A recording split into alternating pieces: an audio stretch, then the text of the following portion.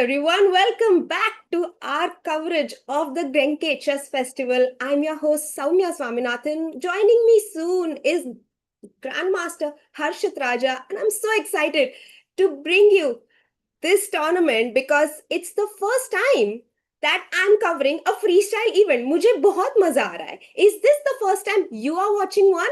Tell me in the chat. We have Magnus Carlsen playing against Amin Tabatabai on board one. We can see Amin, who is already seated on his chair. There's Hans beside him. And Magnus is yet to arrive on the board. Let me remind all of you how the tournament works before the round begins. So it's a freestyle chess tournament. At the moment, the position has not been announced. That's why you see the standard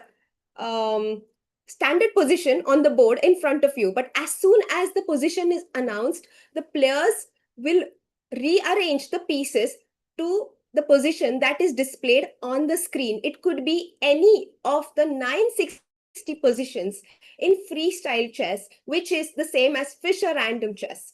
So, and it's also an open tournament. It's not a closed event. There are in total 3,000 players playing in different categories in this event. There is a standard open going on, then there is a freestyle open going on. The freestyle open has 3 categories. In 8 category, 1,950 elo-rated players and above can play in the same field as Magnus Carlsen, Levon Aronian, Hans Niemann, and so many strong players, Nodirbek Abdusattarov. And guess what?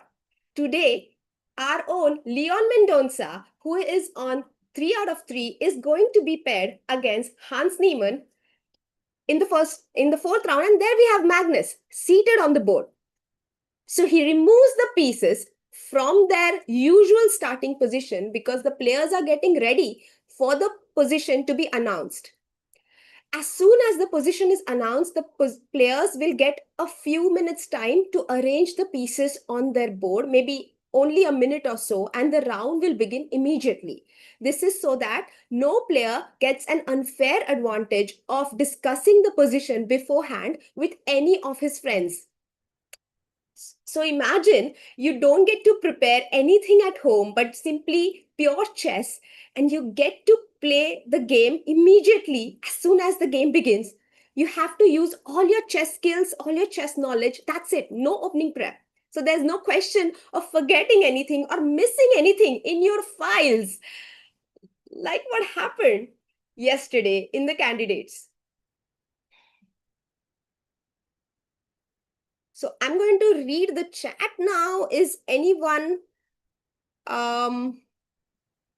here is my question. Let's open the YouTube chat and see what's happening.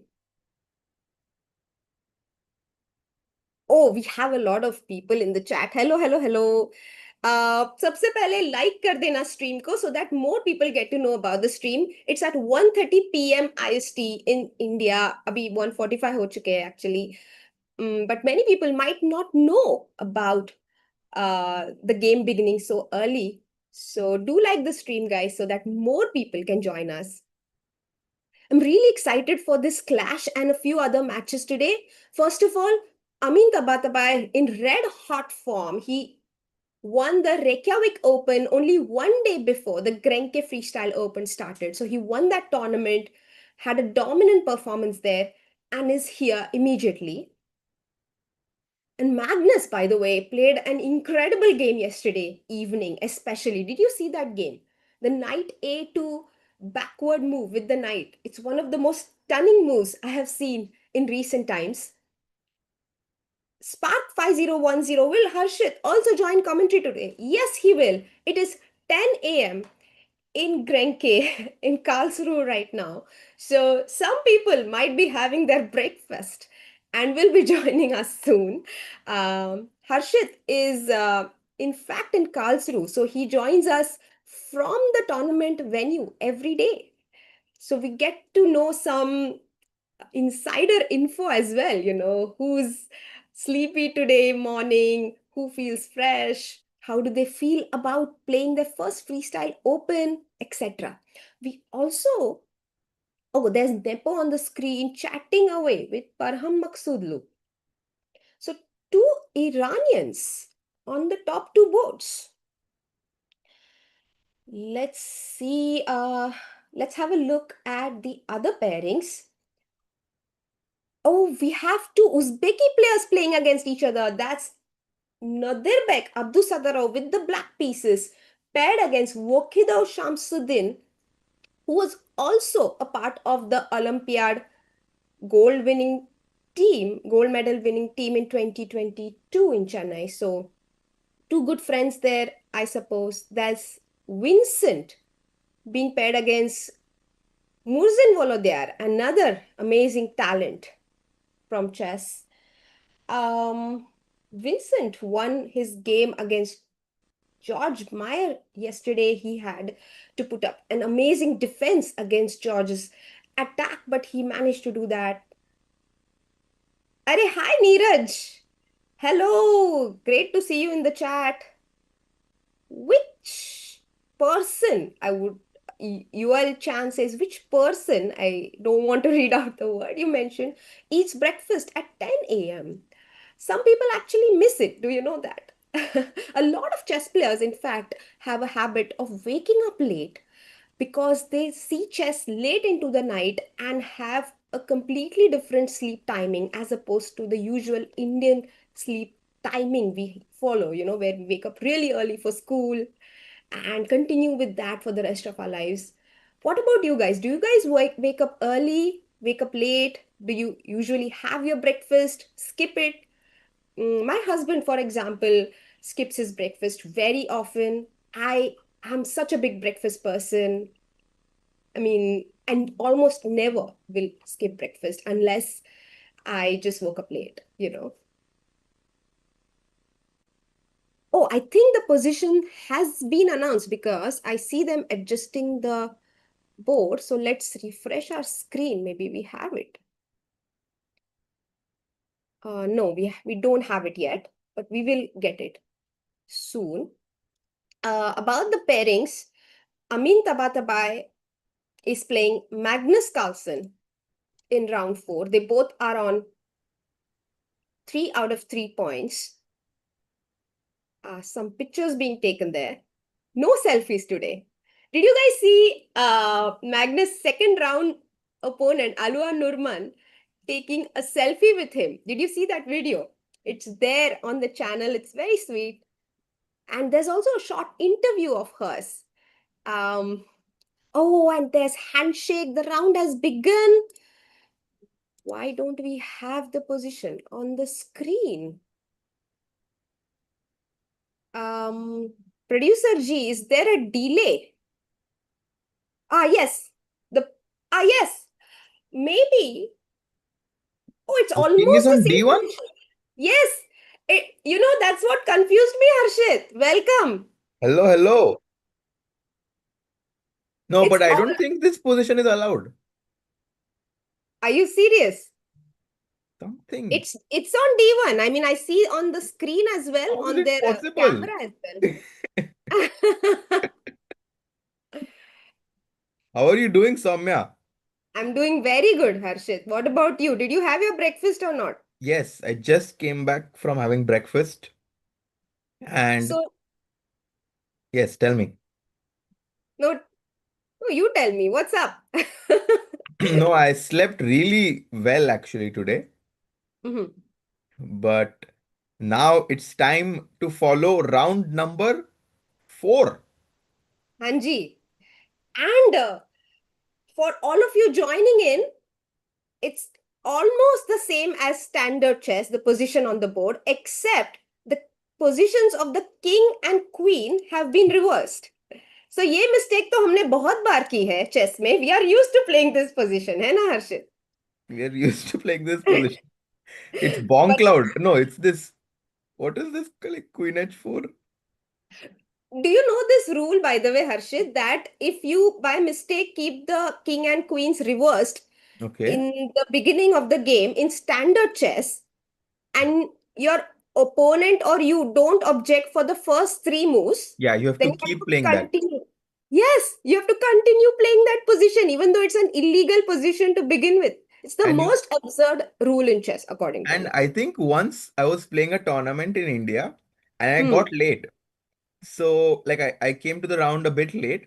And I genuinely think कि मेरे opponent ने मैं आने से पहले he changed the king and the queen because I played e4, c5, Mhm. knight f3. If you can like you can even Yeah, make it yeah. here. I'll make it. I'll make Like it. it was the same like this actually. Same like this. Okay. Knight f3, Huh. Huh.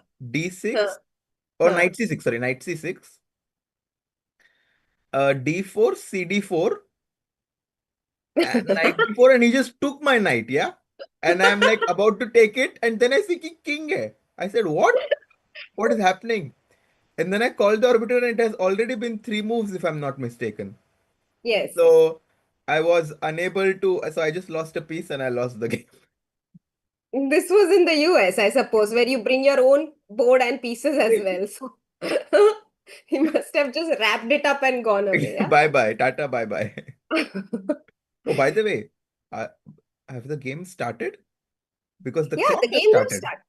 The games have started. Amin is still thinking, but we can go to board number 3 because Hans Niemann is playing white against Leon Mendonca. Soumya, this is crazy. I mean, this is the closest we can ever get to a classical position. And I've never ever even thought of analyzing this. But if you think about it now, Mm-hmm.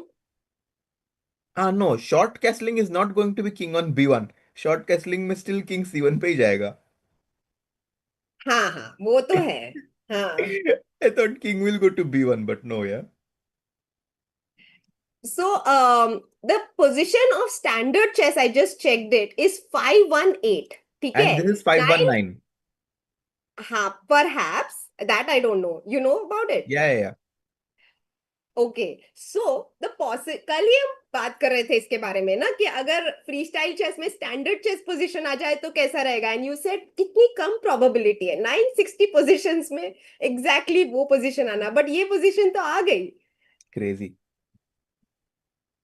I This is think many of the players must have sighed a relief because imagine अगर king even पे ही होता तो उनको कितना disappointment like फिर से अरे opening check करके आना चाहिए था. But I think this is similar. But I still think no one has ever analyzed this position. And I'm quite curious कि क्या ideas होंगे. So right now Hans plays d4. And we've Okay. seen this, right? When the queen is on e1 and bishop is on c1, Soumya. This is Hmm. already one pattern we have seen quite often. कि we want to open both our pieces simultaneously. Hmm. Queen खुल गया, bishop खुल गया. Hmm. And I think now Leon might copy Hans's move and go d5. That seems quite Mhm, logical. mhm. I don't even know what else he can play. So there could be, tell me one thing. If black plays f5, white plays knight c3, knight to f6, d4, I mean e4, pawn takes, knight takes. Is it a reversed Dutch. version of Sicilian? Ah, Because the more board is simply mirrored, no? It's a mirror image of the board. damn. What do you think, Harshit? I'm getting very confused by this somewhere. I'm not sure. But yeah, I Interesting. think very likely Leon will respond with d4, d5. Because Mhm. if you try to play the Nimzo Indian opening, which Hmm. I myself play with black with knight f6, Okay. e4, and suddenly white gets very strong center. Sorry, what? Knight f6, e4 case e4. Oh my god. Exactly. Because the queen supports the pawn. So we need not like in usual standard chess, king यहाँ पे होता है तो हम nf6 खेलते हैं and we cannot go e4 because the queen is on d1. Yeah. Uh, yeah, a lot of things are newly possible in this setup now. Let's go to how Nepo is doing against Param because they have played one whole move. He opened with e4, Harshit, not d4. Okay. But it also E4. opens up the queen and the bishop. So it is also is a move which is a multi-purpose move. So I think it was quite logical, e4. And now Parham stops white from advancing d4 by going knight c6. So f4, d6 would be Nimzo Indian, right? Yes. It could be. Very interesting. I'm actually, I'm sure Sandeepan Chanda, who's a grandmaster and played for Indian team many times. We both know him very well. He would have enjoyed playing this position because, I recently attended a camp by him in Chola. By the way, Chola Academy completed 100 camps this Wow. month. Yeah, it's an amazing feat, and ChessBase India has also put up an article on the same, so maybe some of you can check it out. Uh-huh. So, in one of our camps, Sandeepan Bhaiya actually gave us some positions which were mirror images of each other, and he did not tell us that. So he said, "You have seen this position before. You have seen this position," and we would all be like trying to understand what's happening, and then he would tell us, "You've seen this position, but from white side." You know what I mean? Like, Mm-hmm. or from the other, like, similar to this one, like, let's say d4, like e4, nc6, f4, d6 here is an imzo. But then your brain doesn't work that way, no, because you're so conditioned to Right. thinking of chess in a certain way only. And what a nice camera angle we have, by the way, Soumya, where we can see the pieces, but we can also then kind of get focus on Nepom Nation. This is the other angle where we see both players. And I think you are absolutely right. They are kind of trying to, break down this position. And he does go for f4. Yeah, he does. And you are right. d6 is the best move. Crazy. So we are going to see a mirror image of the Nimzo on this board, and we'll see if any of the players forget or miss any lines in their preparation. Like what's happening So over there in in round candidates. four, Soumya, we Hmm, have two Indians on full points, right? One is Leon Mendonca. He's taking hmm, on Hans Niemann, right? He's hmm, still hmm, thinking. But we hmm. also have Harika Dronavali, who is on full points, and she takes on Yakubov Nadirbek. Wow, what an amazing pairing we have for today. Harika playing in top 10 boards of such a strong event dominated by 2700s. Harika on full points here. First time playing freestyle chess. She's not even played Freestyle Friday online, but here she's playing classical. What do you think of Nodirbek Yakubov, Harshit? He is actually the same age group as me, Soumya. Mm-hmm. So I've played a lot of youth events with him, and he was Mm-hmm. always a very aggressive player. He Okay. always liked to, choose these dynamic openings. He never liked to defend. He always liked to attack himself, I felt. At least Mm-hmm. that was what I understood from him. But now, of course, he has grown to be a very versatile player. He's almost 2700. He's part of the Uzbeki national team. And Mm-hmm. he's not he's not yet at the level of, let's say, Sindarov and Abdusattorov, but he's getting there. Yeah, he's very close. 2689. That's an amazing rating to have. He's the same. He's 25, you said, no? He's And 24. 24. And he basically, Sindarov had this amazing year, right? Where he was also 2600 until last year. And now he's leading the candidates. So you need one good year and you never know where you can reach. Yeah. One good year is all it takes, Samya. Maybe both of us will be playing this tournament next year. Bye bye. Let's go. So E. Yakuboev played d4 and Harika is thinking. Also, I have to give a shout out to Meruert, who's playing against Jan Christoph Duda on board 10, Mm-hmm. because Meruert Kamalidenova is also on full points. She's on 3 Wow. out of 3. So we actually have two female players with full points. I mean, this is incredible. I would definitely not have been expecting Meruet to be on full points, but she defeated Murli Karthikeyan, and then also she defeated Mamedo Rauf. So fantastic tournament by her.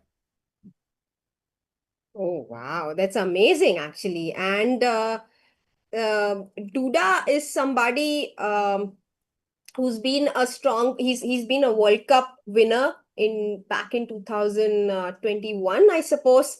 Hmm. And he was also Gukesh second, right? During the World Championship match. Who? Duda? Yes, I think Duda was part of the team. Yeah, he was a part of the team.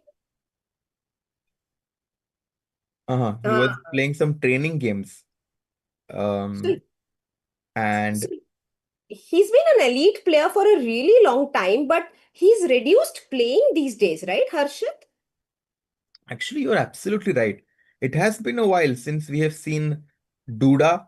Some people like to call him the dude because, he's such a cool guy. He's very chill and he has competed at the highest level numerous times. So it's good to see him back playing. And we have some new people joining in. Hello, Jayesh Thar.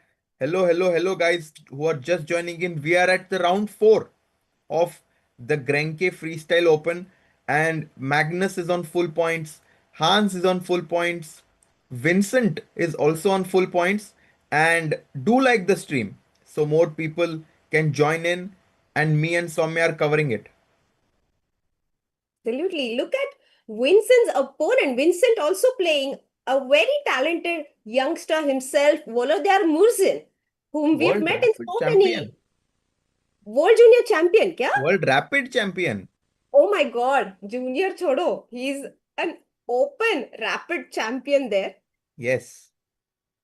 Extremely talented. I remember seeing him in these open tournaments in Rilton many years ago. He used to be playing foosball with the Indian kids. He was around 22, 2300 back then. And then he has jumped to 2655 now.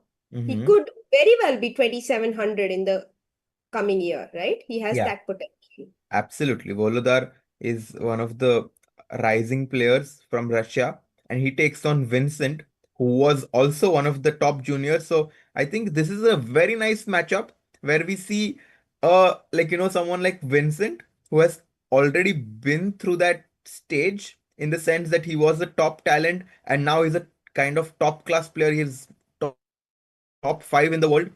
And Murzin kind of needs to prove why he can fight against these top players on equal terms. He goes for this move knight c3, and I wonder if Vincent is already considering a move like f5 here.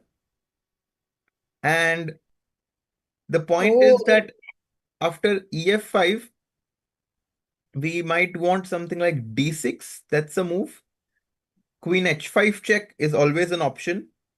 And I think this is exactly what Vincent might be considering right now.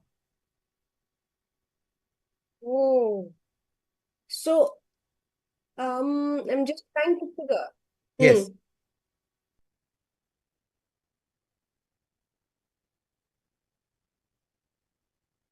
Huh? Please, can you please repeat, producer G? Is it the same? नहीं नहीं, it is a mirror image.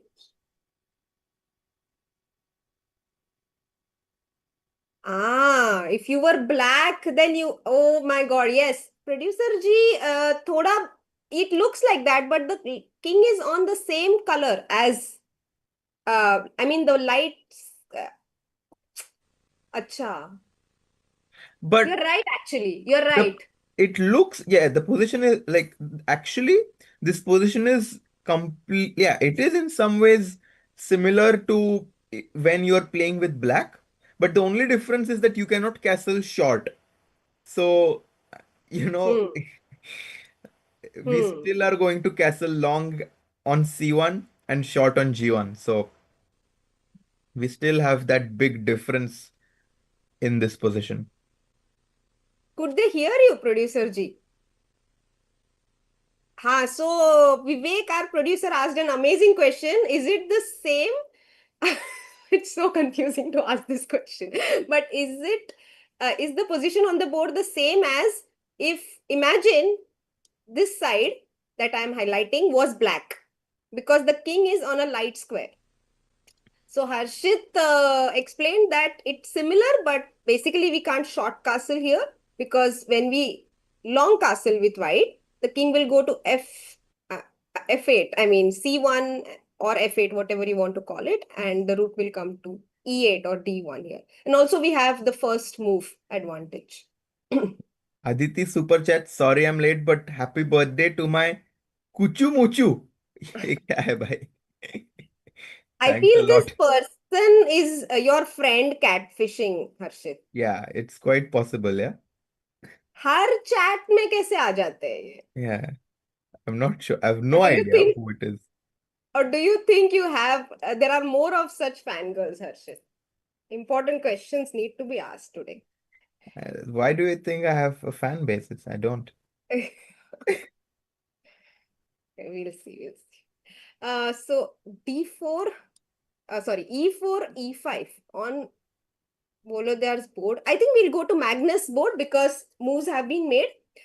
Oh, D4, D4, he goes F5. f5. So Sicilian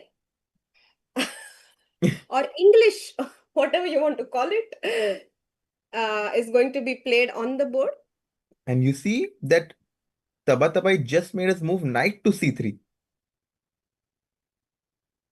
Yes, knight c3. I hope whatever we have explained so far about the board being a mirror image has been conveyed correctly because we are also so confused, है ना, Harshit? Yeah, I think it's better to just look at it as a new position. I Oh, don't really? think we need to try to compare it. We should just because none of the like I don't really think any of the principles from classical chess are going to apply here. So I think we Really? just look at it as a fresh position and enjoy it. Oh my God, I completely differ. Like if I was on the board, I would completely apply all my classical chess knowledge while playing this position because I would be like, okay, it's exactly like playing e4, c5. So let's go. So it's interesting. We'll see how they Mhm. approach it. Yeah, for example, now I guess Magnus he knight f6 is a consideration, but I also think, for example, a weird move like knight c6 will be on his mind. And allowing white to gain a tempo here. It's possible, yeah, Mm-hmm. because the queen is on e8, which makes this move, which makes it possible for black to play e6. Mm-hmm.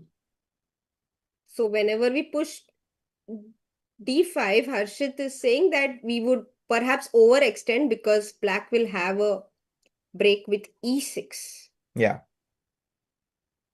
And it would be, yeah, very By the way, interesting. look at the time consumption by Magnus in this game. And I'm curious if he gives a lot of respect to his opponent here, Mm-hmm. because in the previous rounds, we kind of saw him make the starting moves relatively quickly. But guys, Amin Tabatabai, for the ones who don't know, he just came off of winning the tournament Reykjavik and he was 7 out of 7 and he drew his last two games and he is also 27-20 now. So I think Magnus Carlsen is definitely giving respect to his opponent here. He's taking his time in the opening. My prediction for the next move, actually, I'm trying to guess what his move will be. Hmm. Okay, then. My prediction is Maybe knight to f6, Harshit. What is yours? we might get some classical Sicilian. Mm-hmm. Magnus actually enjoys playing classical Sicilian. He has shown some very creative ideas. I remember this game where he, instead of going long castle with black, he went king to d8, c7, brought his rook to c8, and then went king b8. A very interesting Oh, play. and Jaika says, look at Jobawa's game because Jobawa's opponent has played the Jobawa London against him. Let's go. Where is Joe Bawa? Let's find him And let's see the game together. बाबा कहाँ पे है? Do you see the board number, Harshit? Yeah, the board number is 7. Oh. Why did I underestimate Jobawa so much? Oh yes. Okay, let's go from the beginning. Just take it So, from the top. And here Sarana goes d4, d5, knight c3, knight f6. He develops the bishop to f4. Black goes e6. mm-hmm. So far, just developing moves. White goes e3. And we have seen this setup before where white. Oh, he goes Oh, e4. Ah, he's like, my queen is on e1. Why don't I just play e4? And after bishop b4, oh, Soumya, white has a3. What a nice trick by ooh. Sarana. Oh my God, it reminds me of the Ivanchuk versus Anand game where the queen could work as a queen and knight instead of queen and bishop. I'll explain, but let's see this game first. Bishop Yes. b4, a3, and if bishop takes c3, guys, I'm not going to make the move. Bishop takes c3, queen takes c3, knight e4. What is it that Sarana has prepared for Jobawa here? Yeah, Jobawa cannot take the pawn on e4 because exactly Aditi finds it. Is there anyone else? Yes, Shirang, Spark, Fahad, Nimish. Yes, queen takes c7 is checkmate. Exactly. And maybe Jobawa missed this move because after a3, he has been taking his time. All because the king is on d8 this time. You know, I really want to show this Ivanchuk Anand idea. Producer Ji, can we bring the full screen so that I can set it up? Because Wow, it's so similar to this one. Soumya has incredible knowledge when it comes to chess history. So I'm very curious which game she's going to show. The problem is whatever, actually my advantage is whatever is present for me is history for you guys. So very easy for me to know a little more than all of you. Oh, by the way, Jayesh asks a very interesting question. Uh-huh. Between Kamer and Nodirbek, which one will I choose as a teammate and why? Oh my God, this is a I, very tough question. so why don't you Wow. answer this question? And Between Kamer and Nodirbek. To be honest, it depends on the format.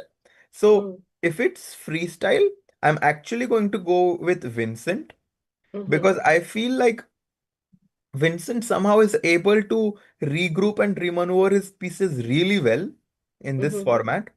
mhm, And in classical chess, it's such a tough question. But I think I mhm, will go with Nordirbeck right now because of the form that he is in. He mhm. has been on a roll recently, and I I like I like his style. I think he has a similar style like mine. He likes to play aggressive chess, so that's why I would choose Nordirbeck as a teammate. And also because I don't really know him so much as a person, so I would love to get to know him a little bit more. Oh. So you're choosing Nodirbek Abdusattorov. No, Abdusattorov in classical and Vincent in freestyle. Oh, okay. Nice. So we have the board in front of us, Producer G. If you can bring it back on the screen. I cannot make the moves here because do we have the board on the screen? Not yet. It's coming. We have Tabatabai on the screen right now, and he's completely zoned in. Ha ha. Just bring the board on the screen except for the names. I just want to show them an idea in standard chess.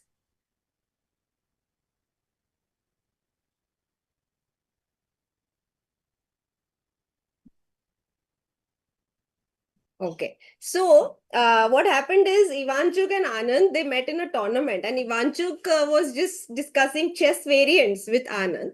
And he said, there is a variant in which the queen works as a rook and a knight instead of a rook and a bishop. Uh, so he's like, Anand was like, oh, really? And Ivanchuk was like, yeah, do you want to play a game with me? I'll show you how it works. He's like, okay.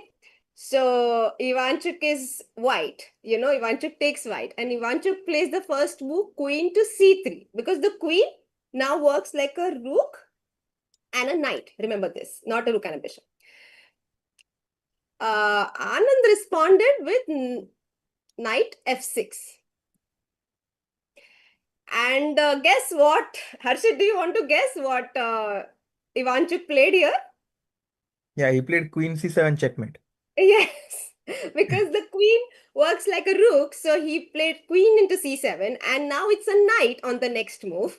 It's also a knight, and the king on e8 has nowhere to go. The queen cannot pick it up because it's not a bishop anymore. So I hope everyone got that, and it was a very fun. Actually, Adik and Bad Karma found it. They found Oh, queen really? takes c7. Yes. Oh my God! Yeah. Very sharp. And Ivanchuk is known for all this imaginative play, right? And that's also what freestyle is about. So right now, I'm missing him very much in this tournament. I hope we'll get to see him play here next year, Yes. Harshit. We are because he I think played in the Reykjavik Open. By the way, people want to also quickly have a look at Nihal, who Huh. drew his game yesterday. So we'll check his game as well. Producer Ji, can we go to full screen again so that I can bring the board back?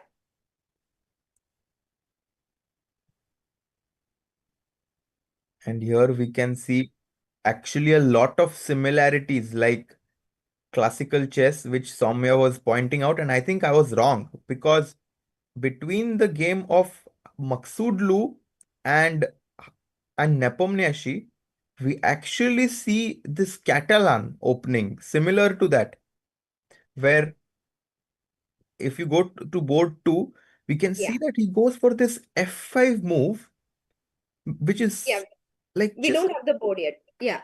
We got yeah, it now. this board, and you go back to move 3, So and we saw E45. here knight c6, f4, d6, so some sort of a nimzo, and here white goes b3, which is similar to g3, and then just like that, black plays f5, and we get this, what is it called, Benoni like position. Yeah. It's a Benoni. It's actually a G3 Benoni right now. Yeah. And white plays E5, Mm-hmm. pawn takes, pawn takes, and G6. So that's exactly what happens in the usual Benoni. Bishop to B2 and bishop B7. Oh, so many moves have been played, Yeah, Harshit, because e6. they, they can see the board in their mind, right? Like they don't need the king to be on E1 to understand that it's a mirror. They're just making moves by hand now, actually. They are, but I feel like it's so different somewhere because the king is on d1, and when you castle, the king already goes long castles, and then we have zero similarities that like Benoni. Imagine white plays long castles here. This Hmm. just completely changes the game. That's the main difference. That's my like that's what I was kind of trying to say, that if whenever like white castles long, that just Hmm. completely changes the script. Hmm. Because in Benoni, I don't think white could ever castle long. Right. So what Harshit means to say is in Benoni, usually like long castle would be on this side, which is obviously not possible because we've pushed all our pieces ahead. So we have to short castle here. But then our king would be on C1 and not on B1. Yeah. But एक ही तो move करनी है ना रूक हमारा वैसे भी D1 पे आ गया it's useful we go king B1 and we have castle shot. Yeah, but no, I think it's quite different because Really? Oh my God. I think it's exactly the same. Actually, we should play some games in this position to understand. But I Yeah. think it's exactly the same because rook is very useful on E8, E1 in Benoni, which is something we get immediately over here. Mm-hmm. Because white anyway wants to go push the pawn to D4 here. Actually, And you play this opening a lot more than I do, so I think you are a bigger expert in this than me. yeah, I mean, basically, black's plan is to push and gain space on the queen side. So white will try to prevent it with H4. Mm-hmm. And we go short castle. I mean, the king will be on C1, the rook will be on D1. Here we push the pawn to E4 and we try to like display, push and gain space in the center. And it's a By the way, fight because black Ajinkya is. is in the chat. He says, good energy on the stream, guys. Engaging and enjoyable. All the best. Thanks a lot. Bye. Oh, thank you. So that's it. And actually, all the moves we discussed can be possible, but he played king to. He played short castle. He played He short played long castle. castle. And long castle played by Parham. Wow. This is actually turning out to be a very interesting game. And a lot of moves have been made quickly. By the way, let's quickly have a look at some other boards as well. Mm-hmm. I want to look at Nihal and also Harika. Right. Let's go to Nihal's board. We haven't covered that at all. Oh, wow. Wow, he's playing against Gregory Kaidanov, Oh, who wow. is actually in himself a Hall of Famer in the world of chess. Very experienced player. And Nihal starts with e4, e5, bishop c4. Just to quickly show you the opening phase of the game. He's now, yeah, I mean, you want to develop your bishop first and then play d3, right? Because if you play d3 immediately, your bishop on f1 gets restricted. So he goes bishop c4 first, d6. Now he goes d3. Black goes bishop e6, challenging that bishop. White drops back bishop b3, I think. No, he goes knight c3, Mm-hmm. knight f6, and he now comes back bishop b3. And Nihal is like, if you capture my bishop on b3, I will capture with the a pawn, which is going to open up my rook from where it stands. And Gregory responds with knight to c6. And what did Nihal do here? Knight g2 or he goes f4. Wow. Wow. Nihal is allowing black to go bishop g4 check, but Mm-hmm. he's like, I will just block it with knight to f3, and you spend two moves with your bishop already in the opening. I like Nihal's approach. He wants to go f5. Oh, you think he wants to go F5 next? F5 or fe5, both are possible. But let's say black goes bishop e7. I do think like f5, let's say after knight f3, bishop Mm-hmm. e7 right now, knight f3, and then f5 next. And asking black to make a choice whether you want to take on B3 or go back to D7. Mm-hmm. Yeah, Nihal, but don't you think, Harshit, whenever we push F5, black can take on B3 and play D5, or you are okay with allowing that? so it's a great question. So whenever black goes d5, I will respond with bishop to g5. Acha. And I might take that knight on f6, and then Mm-hmm. you are left with a bad bishop. So we can Mm. show this actually. It's a very instructive line where let's say black goes bishop e7, white plays knight f3. Let's say black plays a6, a typical move, f5, bishop takes b3, a takes b3. Let's say queen d7. Mm-hmm. To play White D. plays, yeah, to go d5. White plays, let's say rook f1. Ah, not yet. Okay. You want to go rook F1. Yeah. And the point is, whenever you go d5, I can very often meet this with now bishop g5, there is d4. But let's Huh. say just to show it like bishop g5. So maybe bishop g5 first, or you don't like that? Okay, you want black to play d5. Got it. d5, bishop g5, and now? And my whole point is that let's say d takes e4, and the Mm-hmm, position we want after bishop f6, mm-hmm. queen takes e4. And I Okay. think this is quite pleasant for white. Because the bishop is much worse. It has to defend this pawn and it's restricted. And these are the kind of things you need to think about when you are Hmm. playing, which pieces you want to exchange. Because once you understand कि कौन सा piece exchange करना है, then it becomes easier to find a plan. And Very. I think these are going to be some of the things that, by the way, he takes on f4.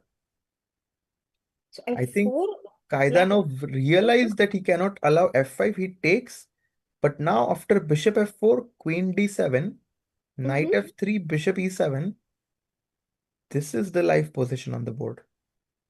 Very interesting position they've got. Let's see. You have a choice actually. You can castle this to queen side as well as to the king side. Mhm. Which one will you choose as black, Harshit? And as white, actually. I have a feeling that I would like to castle short here. And I'm saying With that because white or black? with white, I Okay. want to castle short. Let's say like queen e2 or queen d2. Mm-hmm. And once my king goes to g1, the rook on f1 will already be on an open file there, which means that when black short castles, I can utilize that open f file to my advantage. Hmm. So rook will be very well placed in one single move after short castle. So And what Nihal, about in my opinion, has a very good position from the opening. And yes, you were asking? what about black over here? Black should also go for short castle because or do you prefer to go to c8 with your king? I would love if black long castles because I just want to see action on the board. Hmm. Yeah, a lot of interesting things happening here. Even knight d5 is a possibility now that I Mm-hmm. look at the position because you cannot take it with the knight because Mm-hmm. of this pawn fork, and you will have to give up the bishop instead, which is always a bit of a a move that you don't want to make. And where will the knight go after you take pawn takes bishop takes pawn takes because you don't have knight before anymore. So knight d5 also a decent possibility here. Let's see what Nihal chooses. We will go to Magnus's game and see whether any moves have been Oh, made. wow. What a interesting position here. D4, knight c3, and f3 played by Amin. And he wants to get a quick e4 and clasp of the center here. And Magnus is thinking, can we get Magnus's camera on the board as well?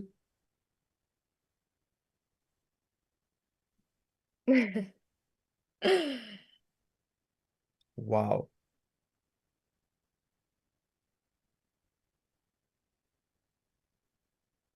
Look at this. Magnus has thought for more than 25 minutes.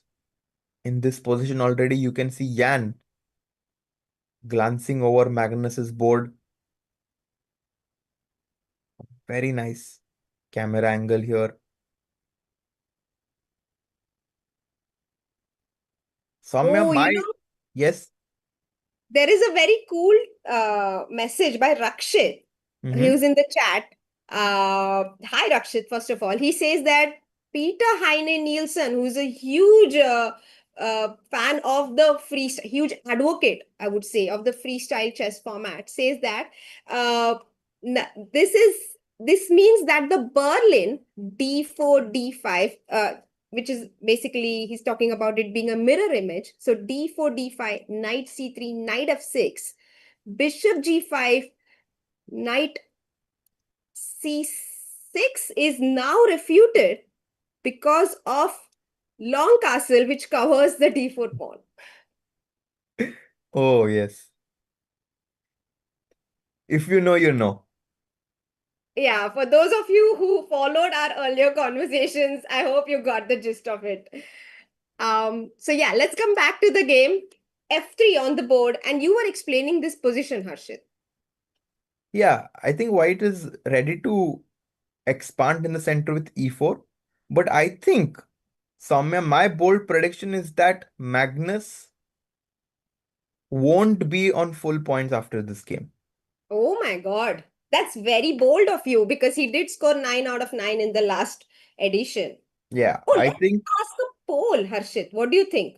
I think I'm definitely going to be in the minority here, but I think Maksudlu is in very good shape.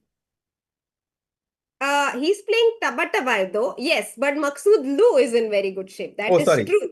Tabatabai is also both of them actually, because both of these compatriots from Iran, Tabatabai just winning Reykjavik Open recently. So let's maybe Producer G, we can take a poll on the channel. What does chat think? Whether Magnus will be 4 out of 4 on this after this round, or will he be held to a draw, or maybe Tabatabai scores a win against the GOAT of chess. Let's go to Nepo's game against Maksudlu, whom you just mentioned. We saw And okay. he plays a move, by the way, on the camera. Oh, But let's we'll just see what move that is. He goes knight c6. And this is some sort of an alapin. yes. And quick d5, very quickly played by Amin, who Mhm. doesn't even think for a minute here. Wow. Amin is playing with confidence here. Knight goes to e5 and e4, I think, very likely to happen. Mhm.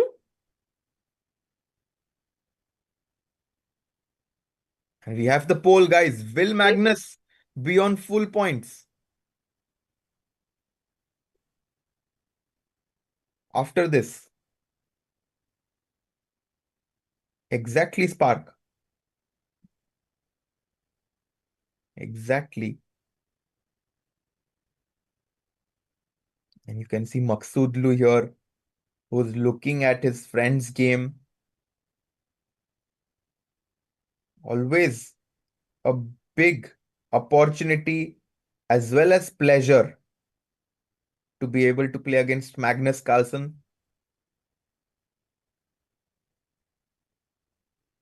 who has actually also shown exceptional form in this tournament, especially his game yesterday against Maxime Lagarde, where Magnus artistically found moves like knight to a2. I mean, I was very impressed by that game by Magnus.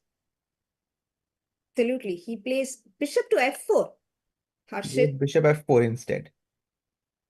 Yeah, very typical idea. Again, borrowed from the Alapin. After knight b6, you go bishop to g3, and you could also go for d6 here, leaving the knight on d5 because after, uh, sorry, e6, bishop takes e5, pawn takes.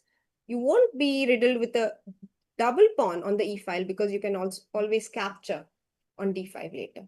Yeah, but when you go e6, Soumya, you have to be careful because long castle will come with a check. Yes, very good point there. Okay, let's show this.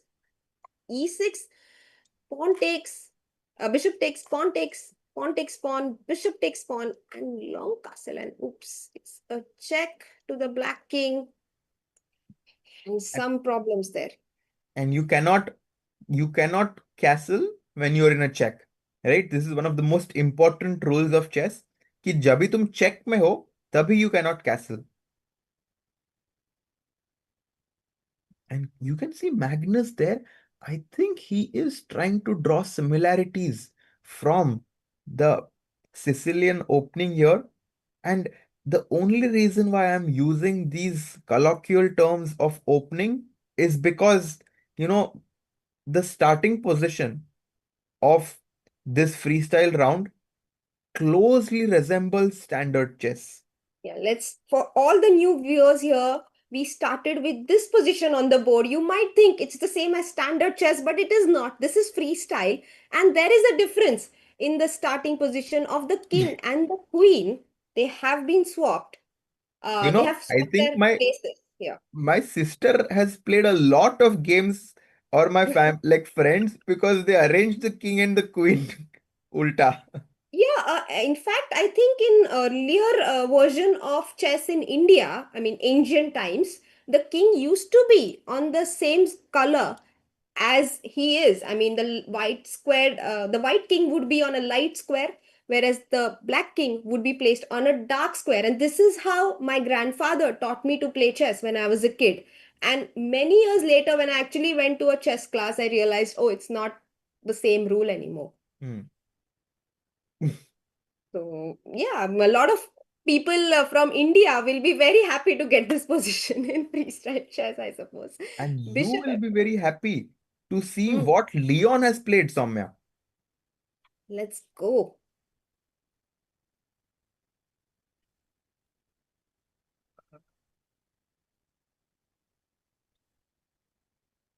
Because he goes for the classical Sicilian. Yes. So we have, let's go from the start. D4, F5 on the board, knight C3, E6, E4, FE, knight E4, knight to C6, knight F3, and knight F6. My favorite opening, the classical Sicilian. Let's see how white will face it. White has a number of choices here. You can play bishop B5, which is the main move. Mm-hmm. Could also play the bishop to D3. He could play the bishop to F4. Let's see what he goes for. Srirang Nene says, yes, my grandfather taught me the same. Exactly.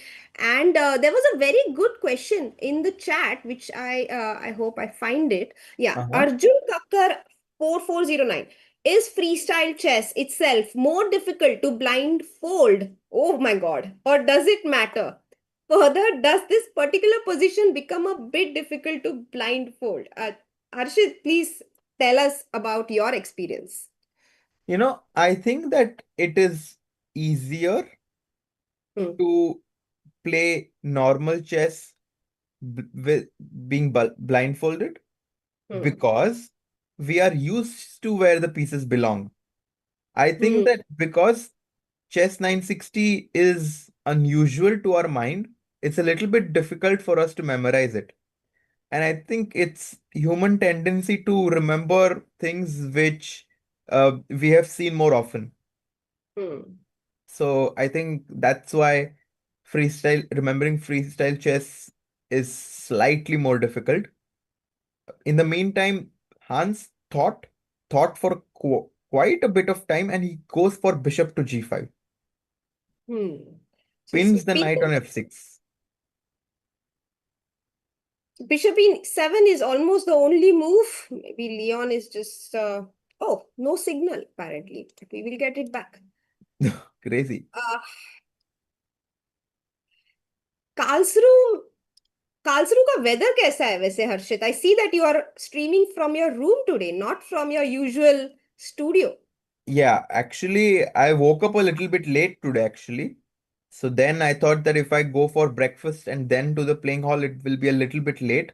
So I got breakfast and I'm in my room, but the weather in the afternoons is really nice. It's super sunny and around 14, 15 degrees Celsius, which sounds like it's cold for many of the people watching from India.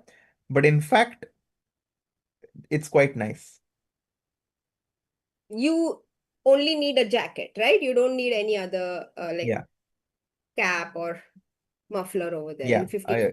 I just a jacket suffices. And this game, after bishop g5, Leon is going to respond with bishop e7. And oh, we have the camera of Leon, who's looking sharp here. Oh, wow. He's looking very Finally, sharp. we have an Indian on our camera for the first time in this tournament, right? Harshit, we were talking about this. Um, Let's so go. Yeah, this Leon. is something. Bishop g5, bishop e7 on the board. Uh-huh. And yeah, this is also one way to play, right? I mean, white will at some point pick this knight up with his bishop and then also pick this one up.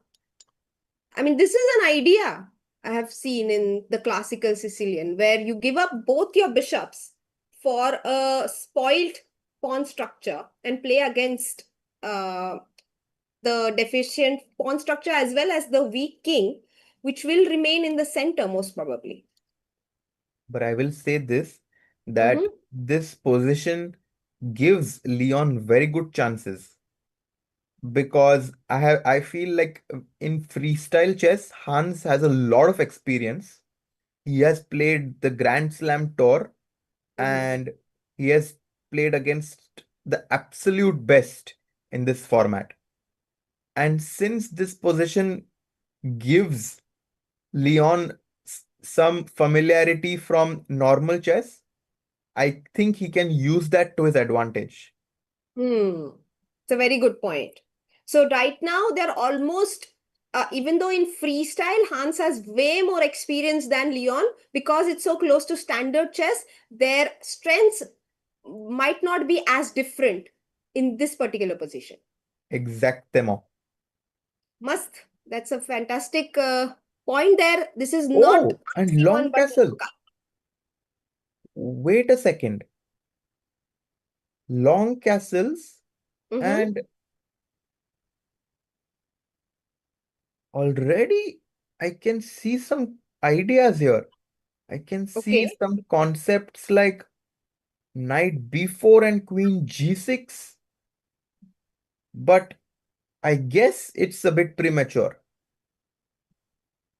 Yeah, and I also see some concepts for white over here, like bishop takes f6 and d5 immediately because the rook is on d1. So both sides have new ideas in a usual classical Yeah, position. you're right. Um, maybe, yeah, I think he needs to safeguard his king as soon as possible. So So is actually, queen g6 a move here? let's see, queen g6, Yeah, and attacking our knight. I guess white has this fantastic idea of going knight c5, What? because if you take the pawn on d4, then I Oh, have knight wow. takes d4, and then oh no, knight d4, queen g5 check. No, But let's still, show this. Let's show this. So king b1, go on, Harshit. king Yes. b1, and I thought that like knight e6 is unstoppable, but But black has short castles. Switcheroo.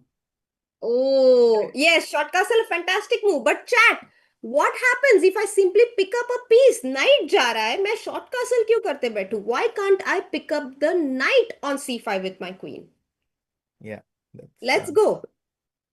Hey, hi Anu Dravid. How are you doing? I met Anu in Pune, Harshit. Oh, really? Yeah, she had come to watch the tournament. A lot of people had come to watch the tournament. Wow. Let's go, Knight let's e6. go. Yes. Anu Mira. finds it. Nimish finds it. Nothing finds it. Mudit, yes, yes, yes. Absolutely right there. But as Harshit pointed out, black will not fall for this trap but go short castle. And suddenly the king is very safe in one move and we do not have any threats on e6. So some interesting lines there. And queen g6 a fantastic resource found by Harshit here. Let's see if Leon has gone for He it played or d6. oh, he plays d6. Yeah. Leon goes for d6 here, and Hans has a range of options here, but so nice to see Leon Mendonca playing on the stage in this tournament. We have seen him play on this stage last year, and he's back. He's been loved in the chess community. He's streaming recently. You can check out his channel. And we will come back to this game, Soumya. Let's take a look at some of the other Indian players. Harika, is also playing against Yakubov Norderbeck, and she's going for some sort of a Ah. provocative approach here where she plays perch. Let's go back. So white played d4 and black responded with g6. I don't know why I said perch, whether it's perk. It's perk and it's not even perk because maybe perk over here would be b6. What do you think, Harshit? Or maybe even, yeah, it's all too confusing. Maybe e6 as well, but then Let's just say black went g6 played, and here g6. she wants to get her bishop to g7, e4, bg7, knight c3, sorry, knight f3, d6, knight c3, No, h3 first, h3. knight c6, and bishop e3. And here she goes for e5 because the queen is on e8.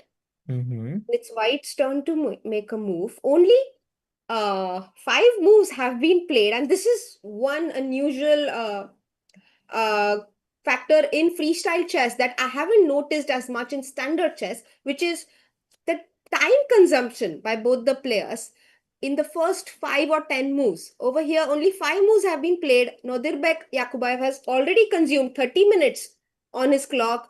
Harika down to 1 hour 6 minutes. The game started with 1 hour 30 minutes to each side with 30 seconds increment per move. Yeah, and I think Harika's opening, let's not get very let's not get demotivated by what the engine evaluation says. It gives white a big advantage, but I think that all three results are on the table. And if Harika somehow manages to do well in this game, I mean, she actually is somehow starting to then become a favorite to get the top three prizes for in the women's section and qualify for the World Championship freestyle event that will happen in Weisenhaus next year. And I think we do have a move by Yakubov. Does he go for knight c3? No, d4 is hanging, so he goes e5, d5. knight c7. Okay, and c4 is possible, I guess. Actually, I By love the way, this position to analyze because now white can go c4 mhm, and then black can meet that with f5.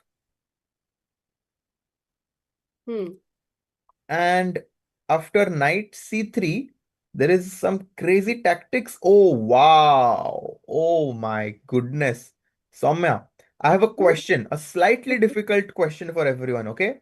So let's mhm, play fe4, mhm. knight e4. Yes, knight g5 is possible, but let's say knight e4. Is knight d5 a good move, guys? Please tell Mm. me. Is knight takes d5 working out? Oh, nice. Let's make it on the board, or we'll give a hint with Yeah, the because the evaluation. evaluation bar might give them an Yeah, idea.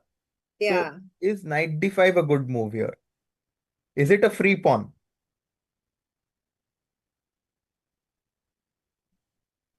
I think it's a tough question, but let's see if chat, what does chat think? And meanwhile, we have the results of the poll. Will Magnus end the day, the fourth round with 4 out of 4 was the question we asked in the poll some time ago. Chat says yes with 79%. Discovered check incoming. Some people, I see this message. Yes. Some people think it's a free pawn. Some people think there is queen a4 check. And for the ones who think there is queen a4 check, guys, 1-0. I tricked you because after knight d5, cd5, queen a4 check, I go b3. I allow you to take my knight and pretend you are smart for a few seconds and then play this move bishop g5. Oopsie doopsie. You lose the queen on e4. Beautiful tactic there, spotted by Harshit in a few seconds. Some of you chat also spotted it, perhaps. Did anyone spot it, Harshit? Yes, yes. A lot. Actually, a few people found Wow. it. They said Wow. discover check. Guki Reza said this. And then Vibe Ghosts also found it, I think. So this was a really beautiful line that we saw. Actually, इसीलिए तो हमें freestyle देखने में इतना मजा आता है, because we can analyze so many different possibilities which are not available to us in standard chess. It simply gives us more patterns, more ideas to look at. Exactly. And I think now, oh, by the way, Nihal Uh-huh. completely winning. What? In 5 Yes, moves? Or what? Nihal is completely winning. Oh my God. Let's go. Totalmente. His 13 opponent moves into the game. has trapped his queen almost. I can't believe this. Nihal can play knight to h4, Soumya. You have to go to h5. Knight to f5 now. Oh, and I have a question for the chat before we show the winning line. Is g4 allowing queen to h4 a good Oh, move? yeah, but this evaluation bar somehow gives Yeah, it it's away. traitor. Yeah, it's a traitor. But okay, let's still ask the chat. Why not? Why is it not a good move? Because I have bishop g5 here, trapping your queen. Why can't white go for this here? Yeah, that would have actually been a great, it's actually a good question. Yes, guys, exactly. Ritesh, only Ires, Nirav, V Gaming, Ishan, yes. Yes, yes, yes. Knight takes g4. Boom. If you take my queen, I take yours. You take my bishop, I take your rook. And Yeah, eventually, black is white. up material. Mhm. So the line you were showing is Harshit, knight h4, queen h5, and you And he wanted to go played it. knight. He played Oh, it, right? yes, knight h4 on the board. Queen h5 is the only move. There are no other squares for the queen. Yeah, he So, has to go. And then after knight f5, he's completely losing. oh, Because, he goes knight f5, Harshit. yeah, it's over now. It's over, Soumya, because the e7 bishop is falling. White is threatening to play something like e takes g4 and e takes d5. That's one threat. And the other threat is to simply take the pawn on g7. Ah. And third threat could be g4, queen g6, and knight h4. Oh man, that is also a nasty threat. Too Yes, many ideas. How many can brillante. clash? Nihal is completely winning. What a win by him. He will move to 3.5 out of 4, which is a fantastic score to have in this event. Oh, absolutely. Have you played against Kaidanov, Harshit? Because you No, I have you have heard not of the played US? with him. I think because he's a few years elder than me. No, but I mean, in chess, that's the whole point of it. No, you can play No, no, no, against. but no, I'm joking, of course. But like, no, I think it's like by he almost never plays Kaidanov. Uh, I think he stopped playing chess, and I think this freestyle chess was like one event which motivated him to play again. I think a lot of people have come out of their retirement to play Yeah, this event. exactly. We have Gregory Kaidanov, we have Arthur Yusupov playing in the event. So we have Yes, a lot of legends of chess who have sort of stopped playing competitively but are so excited to play by this this one. format. Exactly. I really hope we can have a freestyle open in India. It would be fun. Man, we would get so many people to play. And Absolutely. let's let's go to Magnus's game, guys. Nihal is going to win his game. Very nice win for him. He will move on to 3.5 out of 4 and hopefully get on to the stage for the next round because we haven't seen his camera. But Magnus Carlsen is in some small trouble, Soumya. Look at the clock. Look at the position. Yeah, what happened here? We left it at bishop f4, knight g6, bishop g3 with white, and then black played e6, and white went for long castle. The rook comes to the d file with the king still being on the d file here, and this could be an issue. This is going to be a tough game for Magnus. He's down Why? 30 minutes on the clock. And the point is, Soumya, that what do you play? Because you and the problem is that if you castle long, your a7 pawn is very soft. So if I show a line where black plays, let's say e5, I play e4, you go bishop d7. Let's say I play a move like, I don't know, like king b1. You cannot really castle on the queen side. You just cannot because bishop f2 and your a7 pawn is super soft. And this is the big reason why Magnus's position is not the best. Mm-hmm. Can black can black try to castle on this side maybe, but it's going to take so much time. White's development is very fast already. White's king is safe on c1. He's brought his rook out to the d file. Knight is well developed on c3. I'm really looking at a move like f4, which is typical for the Alapin. I'm just wondering whether I'm Bishop f4. make it. Boom. Yeah, exactly. But bishop f4, does this work well? Because Oh I my. have knight f4, Oh, queen. what a trap. What a trap. Let queen h G5. Oh g5. la la. Queen g5, queen e7. This is beautiful. And if you take the knight, bishop h6. Man, I think but okay. The thing is that if Magnus plays f4, Tabatabai will think not twice but thrice before taking that pawn. तो f4 very much possible. It's just that f4 के बाद हमें pawn लेने की जरूरत नहीं है. We can come back to f2, a safe haven for our bishop from where we do look at the a7 point, which Harshit pointed out could be a weakness after long castle. So f4 might be Magnus's choice here. Do we want to wait here? Do we want to go to the next board? Because Magnus seems to be taking an unusual amount of time for his opening Actually, moves. maybe we can stick to this board somewhere because why is Magnus thinking so long? I mean, he needs to make a move right now. It's only move 4 or 5. We have mentioned that there is no second time control here, Mhm. and this would be the upset of the tournament if Tabatabai manages to somehow outwit Magnus here, but it's too early. Let's not, it would be absolutely stupid to count Magnus off in this position.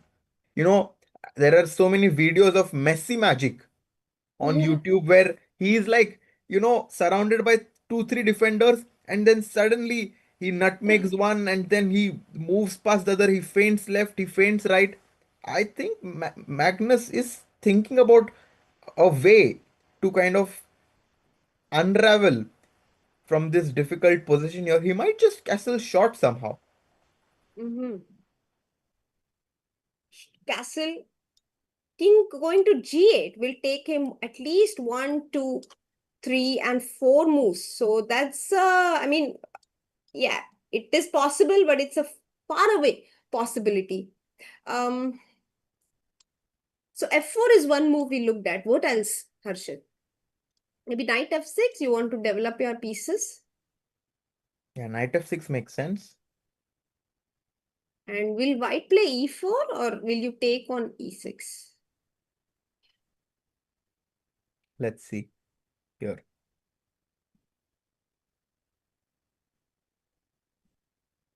Actually, it makes a lot of sense to take on e6 because after pawn takes, bishop takes e4, we are actually threatening to push our pawn to e5 Hmm. because of our rook being on d1. Yeah, yeah, So this might be a slight issue for yeah. Magnus. Can we just go full screen for 1 second? I will just get some water. Mm-hmm.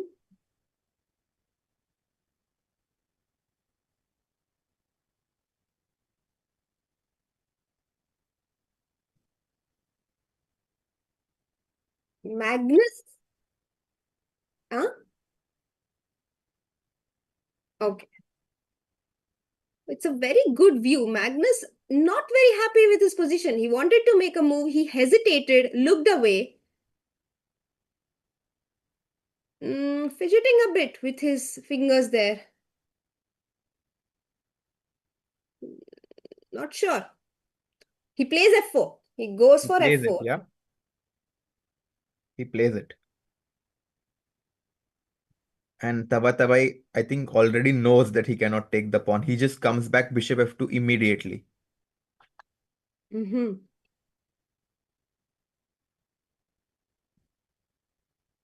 I love the focus of both the players in this round, Harshit. Both of them completely locked in from the beginning of the game. Yes. Actually, Tabatabai, he's just been in this deep thought. Even when Magnus was thinking, we didn't see him get up or just move around, he was completely focused. And e takes d5 played.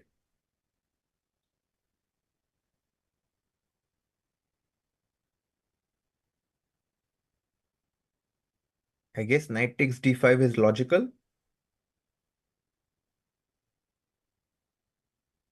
And yes, I mean, goes for it. Knight takes d5. Now queen a5 is on the cards. Queen to a5 threatens queen takes c7. Oh my God. This is a soft spot in the position.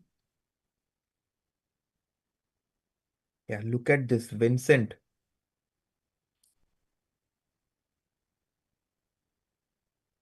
After this, we will go to Vincent's game as well, but let's see what Magnus is going to choose here. He must have already decided his strategy when he thought for f4 for such a long time. He thought he took 18 minutes to go f4 on the seventh move, Harshit. Yeah, I think, but he's thinking again. Magnus is slightly uncomfortable with his position, Soumya. Clearly. Yeah, I But mean, usually it's Magnus games that we look up to when it comes to time management, right? He's famous for not thinking too much for consecutive moves, and he usually chooses one or two critical positions in a game where he goes into a deep thought. Otherwise, he's very fast. yeah, and here in this camera angle, you could kind of see that Magnus is perhaps thinking to play a move like bishop to e6, but actually that would allow white to go queen to b4, and that Acha. might be bad news, Oh hitting my the God. b7 pawn and the f4 pawn. Oh, F4 भी तो जा रहा है. And long Exactly. कास्टल करेंगे B7 को बचाने को तो A7 जा रहा है. Yes, it's not time to panic just yet, guys. If you're rooting for Magnus, but it's it's definitely slightly worrisome for him. He needs to make a few accurate moves and he needs to make them quickly. And look at this, Magnus, look at the clock and he's like, whoa, I only have 38 minutes left. And Amin gets up from the board for the first time in the game, I suppose. Yeah, I mean, he's feeling confident here.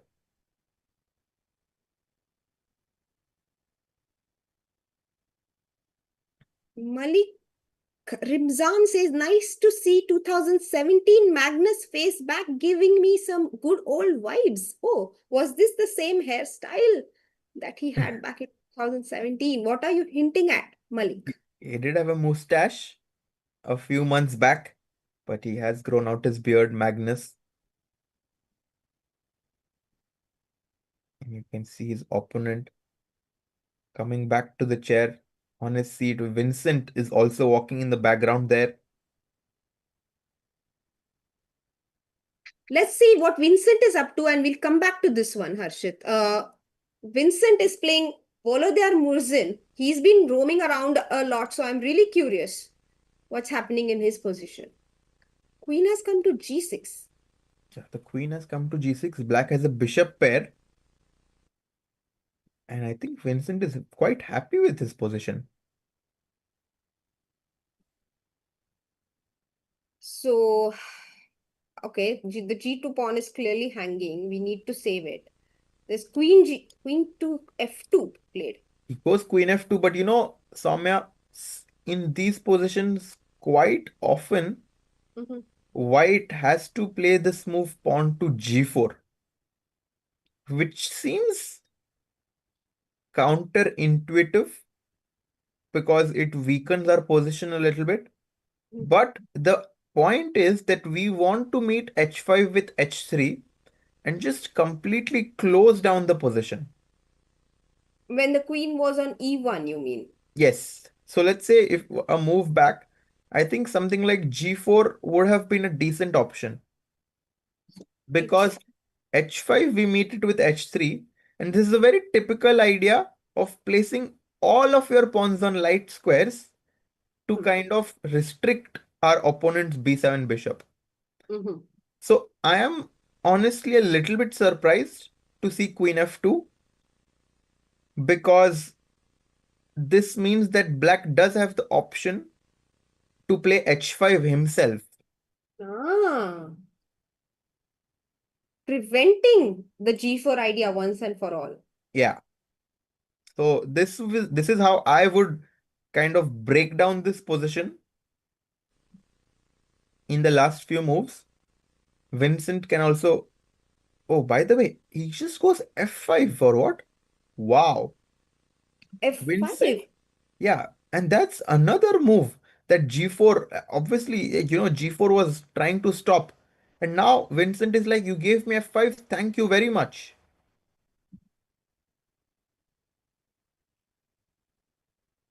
Don't you feel black is opening up the position too soon, Harshit, or is it all right because he has the pair of bishops after all? The thing is, Soumya, black can just play a move like d6 and look at how good black's pawn structure is. And the light squared bishop kind of complements the fact that our pawns are on dark squares. That's a good point. So I think Vincent sensed this opportunity of playing f5, he goes for it. And I'm telling you, Soumya, in Mm-hmm. freestyle chess, Vincent has a very nuanced and deep understanding of the position. Mm-hmm. His opponent plays e takes f5, queen takes f5, and long castle. So this is the current position on the board. Uh-huh. And yeah, you are right. He's got a great position as black in this one, Vincent. And you can play knight f6 perhaps. Would you go for a move like long castle here, Harshit? Let me see. Yeah, absolutely. Absolutely. Mm-hmm. The black king will go on the queen side here. So Vincent, after queen f5, has a very decent position. By the way, Magnus made a move. He goes Yes, knight e7. yes, let's go to Magnus's game. He's gone for the move knight e7 with a 5-minute thought once more on move 9. His knight was on g8, guys, just to remind you, and he develops it to e7. So no queen a5 ideas anymore because I can take on d5. Yeah, I think it's time for white to play a move either like e4, like that seems like a decent move to me, Mm-hmm. or drop back. No, if you drop back, black wants knight f5. So black wants to get knight f5, knight e3 now. So I think Ah, you either go g4, yeah, no, e4. I mean, it's for sure e4, I think, in this position. it's a very good point. If that black is also has a threat in case we don't do anything, so we must keep our knight on d5 and go e4 instead. E4 is an automatic, you know, Mm-hmm. and Mm-hmm. the reason why I say it's automatic is that just if you take back one move Mm-hmm. and understand that if I play knight c3, black Mm-hmm. wants to go knight f5. And I guess I can try to think about some ideas here as well, but I don't really want to allow the Black Knight to come to e3 and Mhm. stop me from developing my pieces. Hmm. And what happens to the bishop on f1, knight on Exactly. g1, and the rook on h1? That's true. And that's why I feel like I need to play e4 immediately. But somehow, Amin has not taken the decision immediately. He has been thinking for a while. Um, but I guess he is going to go for e4 eventually. So why Yes. not make it fast? I mean, he does have a 40-minute time advantage. So I think he's just making sure that e4 is good. But look at that focus, Soumya. Look at him. Tabatabai. He's It is completely Spider-Man locked dance. in.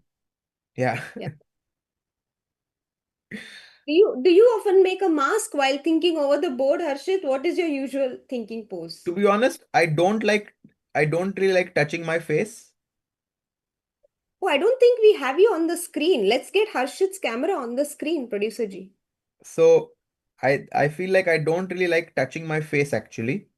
Mhm. So I'm generally trying to just keep my hands on the table and think. Mm. Very professional. And It's not professional. I mean, okay, it's like, yeah, I feel like it can, if I keep my hand on my face, it not so good for my skin, maybe.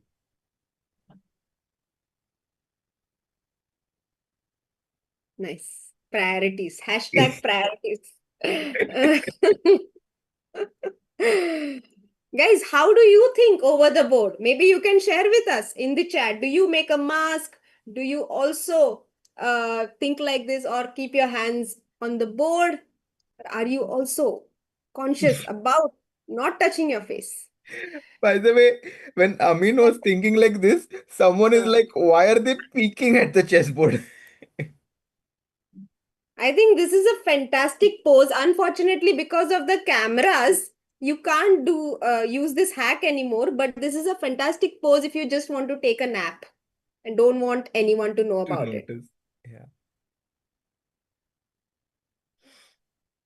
Mhm. So let's see. Amin hasn't made a move yet. Let's go to Nihal's game. Maybe we see the end of that game. Nihal having a fabulous. Yeah, it's Oh, over Nihal actually. Oh, has. he won. Yes. Let's go, Nihal. We just reached his board on time as his opponent has resigned. Let's see what was happening here. Queen into a7. The king is weak on c8. If you take on c3, guys, jaldi jaldi bolo. How will you checkmate black if black captures on c3 or on f4? Very nice.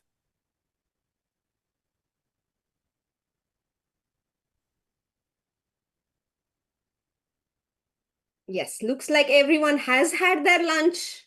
Knight f4 will run into queen into a8. Checkmate on the black Mhm. king because the rook's path will be opened up as the knight moved away. So opponent resigned because otherwise white is a piece up and the king is weak as well. So Yeah. Nihal ka badhiya chal raha hai. He has won in 1.5 hours. He has won his game. He has a lot of time to have his To get, lunch. oh, actually, that's a very good point. In this tournament, getting rest is is like a small advantage almost, Soumya. So Nihal finishes this game quickly. He gets time to rest. I'm sure he's going to go back and play some bullet now. So he won't really rest, or is that his way of resting? That's his way of resting, I think. Uh, I wanted to look at what Nadirbek is doing against his compatriot, Oh, Wahidov Shamsuddin. oh, absolutely. That's such a good game to look at. Shamsiddin versus Abdusattorov. And actually, the lower rated Shamsiddin has a clearly superior position. Because of the bishop, right? The bishop is blocked behind its own pawn. Yeah, absolutely. And also, the f5 g6 pawns look slightly soft there. Hmm. Oh, he moves g5. So the f5 g6 pawn not so soft anymore, but maybe he wants to go h5 if black allows it.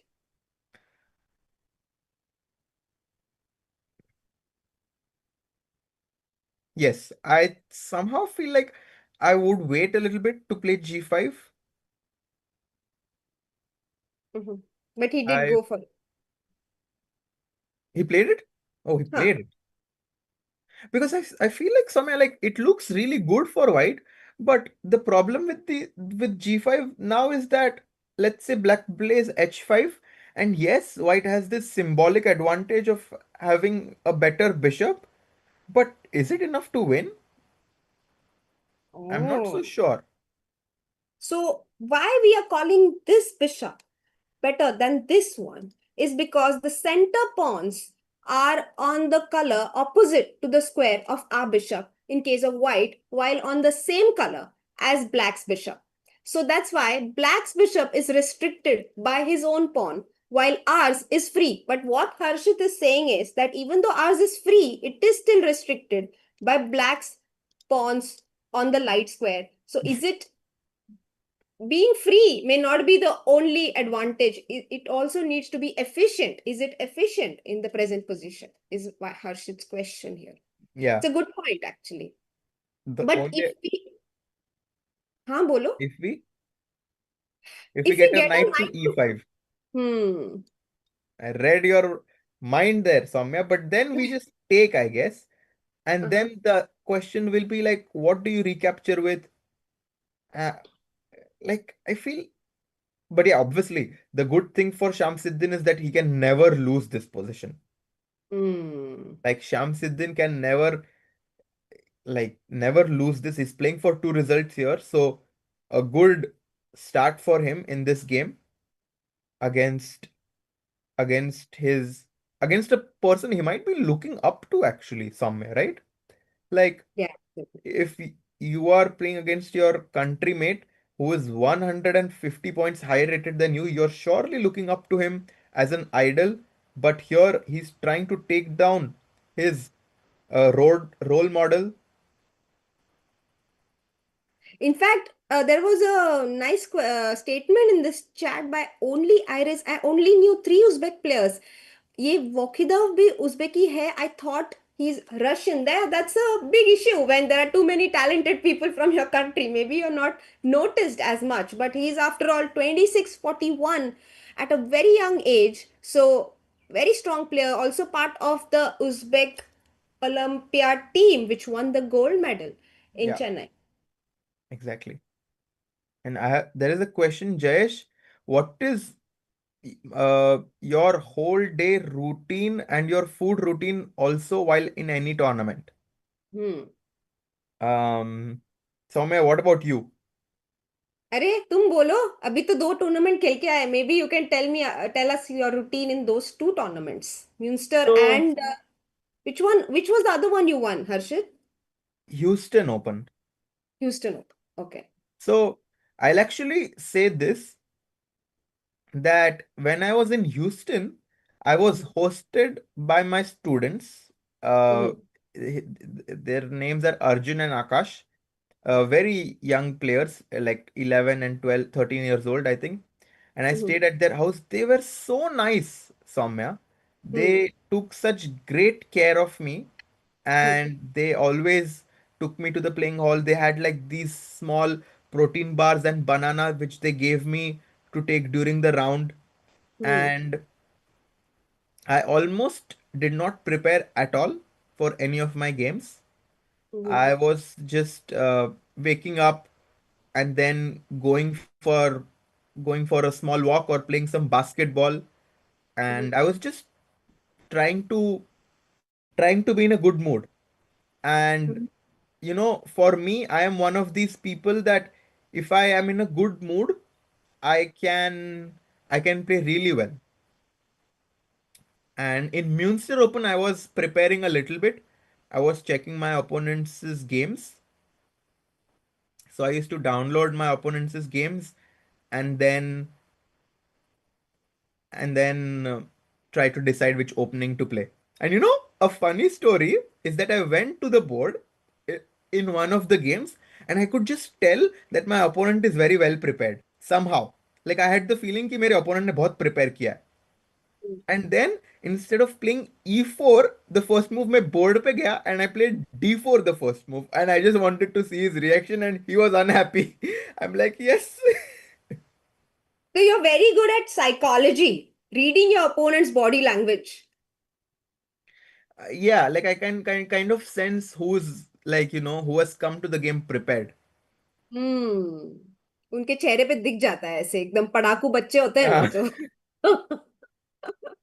And you obviously ऐसे last bench पे बैठ के teacher को बाकी बच्चे क्या कर रहे हैं कमेंट्स पास करो है ना.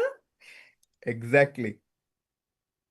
I think there are advantages to both sides. The kids who sit on the first bench, they pay attention what's going on. They don't need to go back home and study once more. And जो Yeah. बच्चे पीछे बैठे रहते हैं, they might not be paying attention to what's being taught, but they're observing a lot and they Yeah. learn through those observations. So दोनों के advantages है. You know, also, I think just like me, I know many of my friends that even though we are not like consistently studying chess, even on my phone when I'm talking to my friends, we are actually discussing chess games that happen. I Hmm. even after 9 8 9 hours of commentary, I very often call my uh, good friends from chess, and we actually discuss what happened in the candidates, and we kind of brainstorm through those ideas. Hmm. So even if I'm not like opening up my laptop and preparing a specific opening, I'm still looking at chess, and Hmm. um, and I think maybe that's one of the reasons why I am not playing badly.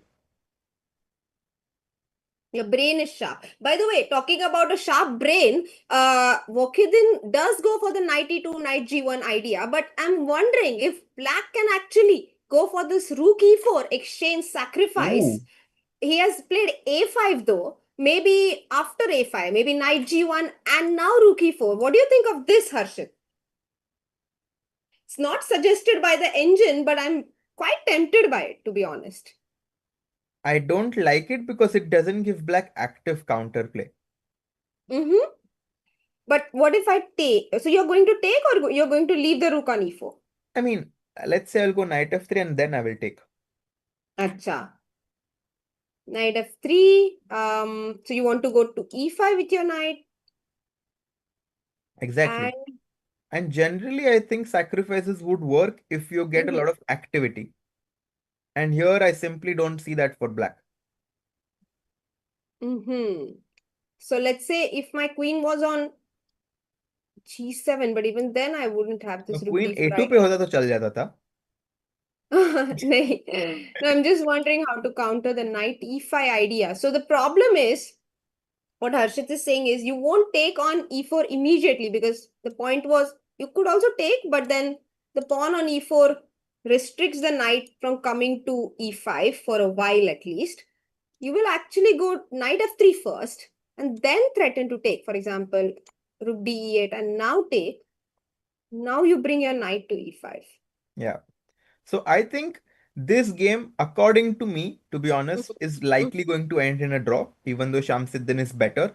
But Hmm. Magnus के game में he did play e4. Let's go. Let's Magnus. go.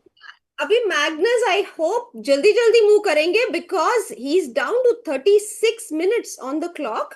Night d5 के बाद it's Amin's turn to think. Amin has been thinking whether to take with the rook और the pawn. And I think, Amin just needs to trust his instinct here.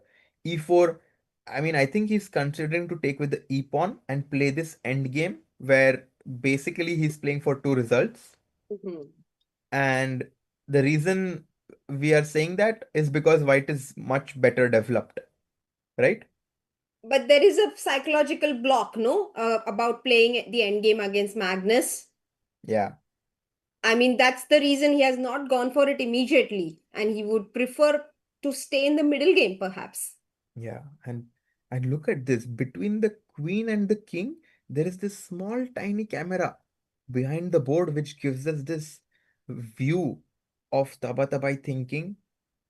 I think Menno is the person behind this,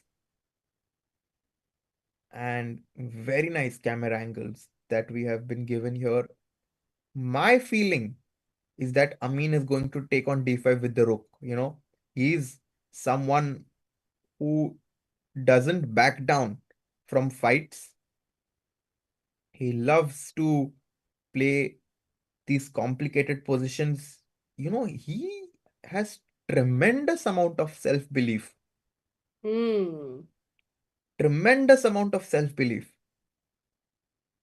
Yeah, Parham Maksudlu, all of these boys are almost of the same generation, very confident, always ready for a fight, usually prefer dynamic positions to static ones.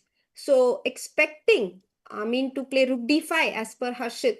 Let's wait here because it's been a while since we have analyzed this game. Yeah, I think we can definitely focus on this board. Mhm, Rook takes d5. Let's try to break down what's going on in Amin's mind right now. Rook takes d5, mhm. bishop e6. Rook drops back to d1. And now the question Mm. is if black can take the pawn on a2. Oh, really? Are you serious?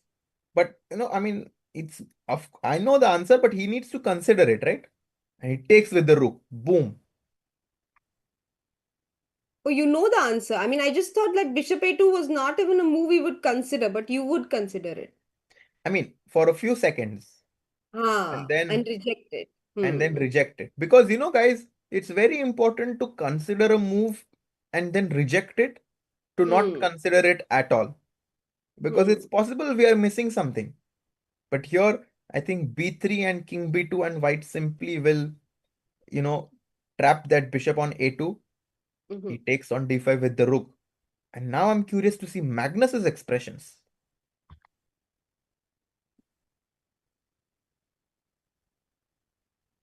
Down to 35 minutes, Magnus.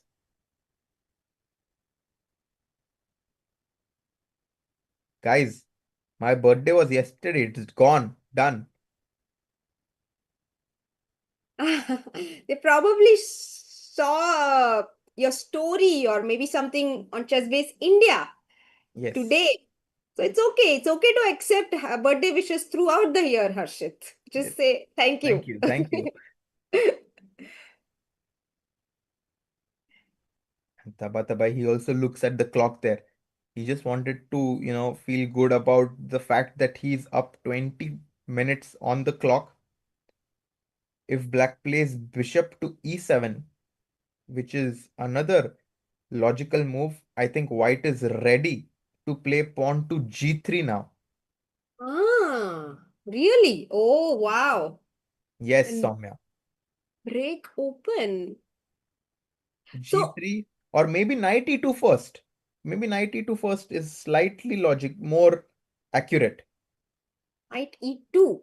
And isn't black's idea to castle short? So maybe I continue with it and play queen f7? If queen f7, okay, I my intuition says that I might be able to go knight d4 now, which is looking like it's a bad move, but actually my rook on d5 is doing okay. And now I want to go bishop c4, Soumya. Mm. So And what do you do? If you go short castles like you wanted to bishop c4, and suddenly I'm I'm kind of starting to feel worried for the black king and queen there. absolutely, Harshit. Fantastic find over there. So knight e2 also works well against black's idea of short castle in the future. You're developing a knight, Oh, can you're I just backing ask it in one the question? center. Mhm. In that end of the variation, after bishop c4, c6, what did I have in my mind? Let's go, let's go. This is a tough question. I think it's very tough. It's very tough. I'm not. Do you know the answer? I found it just now. I had Okay. something else in mind and it didn't work. So I found the other move. But it's very tough. Or maybe my mood also doesn't work, but I'll find out. U29FF says Soumya smile made his day. Oh, thank you. Thank you, U29. Your comment made my day. So thank you for that. अरे Rook वाह, Rook C5. C5. यही मेरा पहले idea था, but I don't think it's working that well. What do you think, Harshit? Is it working? It depends on what they thought of. Because if they saw Rook C5, D5 and Rook takes D5, then I think Mm. they should give a pat on their back because that's some good calculation. But the move that I was looking at is this very calm move, Bishop B3. Bishop B3. Oh, nice. I was looking at Queen E2. Yeah, I that's what I thought actually, Soumya. But Because Queen maybe E2 looks very logical here. But doesn't work. actually, then Mhm. black might be doing okay. Mhm. But here, Bishop B3 is a classy move. Beautiful. So we retain the idea of Bishop D5, and now the bishop is supported on B3, and we are ready to move our rook away and capture the queen. Yeah. वैसे rook C5 भी शायद work कर रहा था ना, rook Yes, Rook C5. C5, D5 and Rook D5. If they saw this, then they should be quite happy with Mhm. their calculation because this is some nice bit of calculation there by our chat. And now the black queen and king is pinned. So, okay, some of the lines like this are possible for both sides to consider here in the live position after Rook D5. Magnus still thinking. Oof. 31 minutes consumed by Magnus. Only 11 moves have been played. In fact, Black is still yet to make his 11th move on the board. Let's look at what Leon Mendonca is doing against Hans Niemann with the black pieces. And Magnus just played Bishop E6, but we'll maybe come Oh, back to that game. Bishop okay. E7, sorry. Just to see how our friend Leon is doing in his matchup. He looks completely locked in here. The time is around level. The position is also quite balanced. I am starting to fancy Leon's chances in this game, Soumya, as you are trying to see if the AC is on. Yeah, it got switched off on its own. So I was wondering whether I should keep it off or should I switch it on?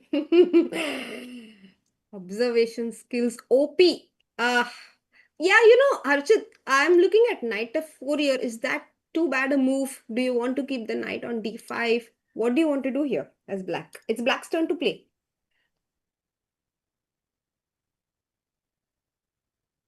I generally don't like to commit so much. I think people know this, but I want to keep it like flexible. Maybe king b8. Yes, I like this.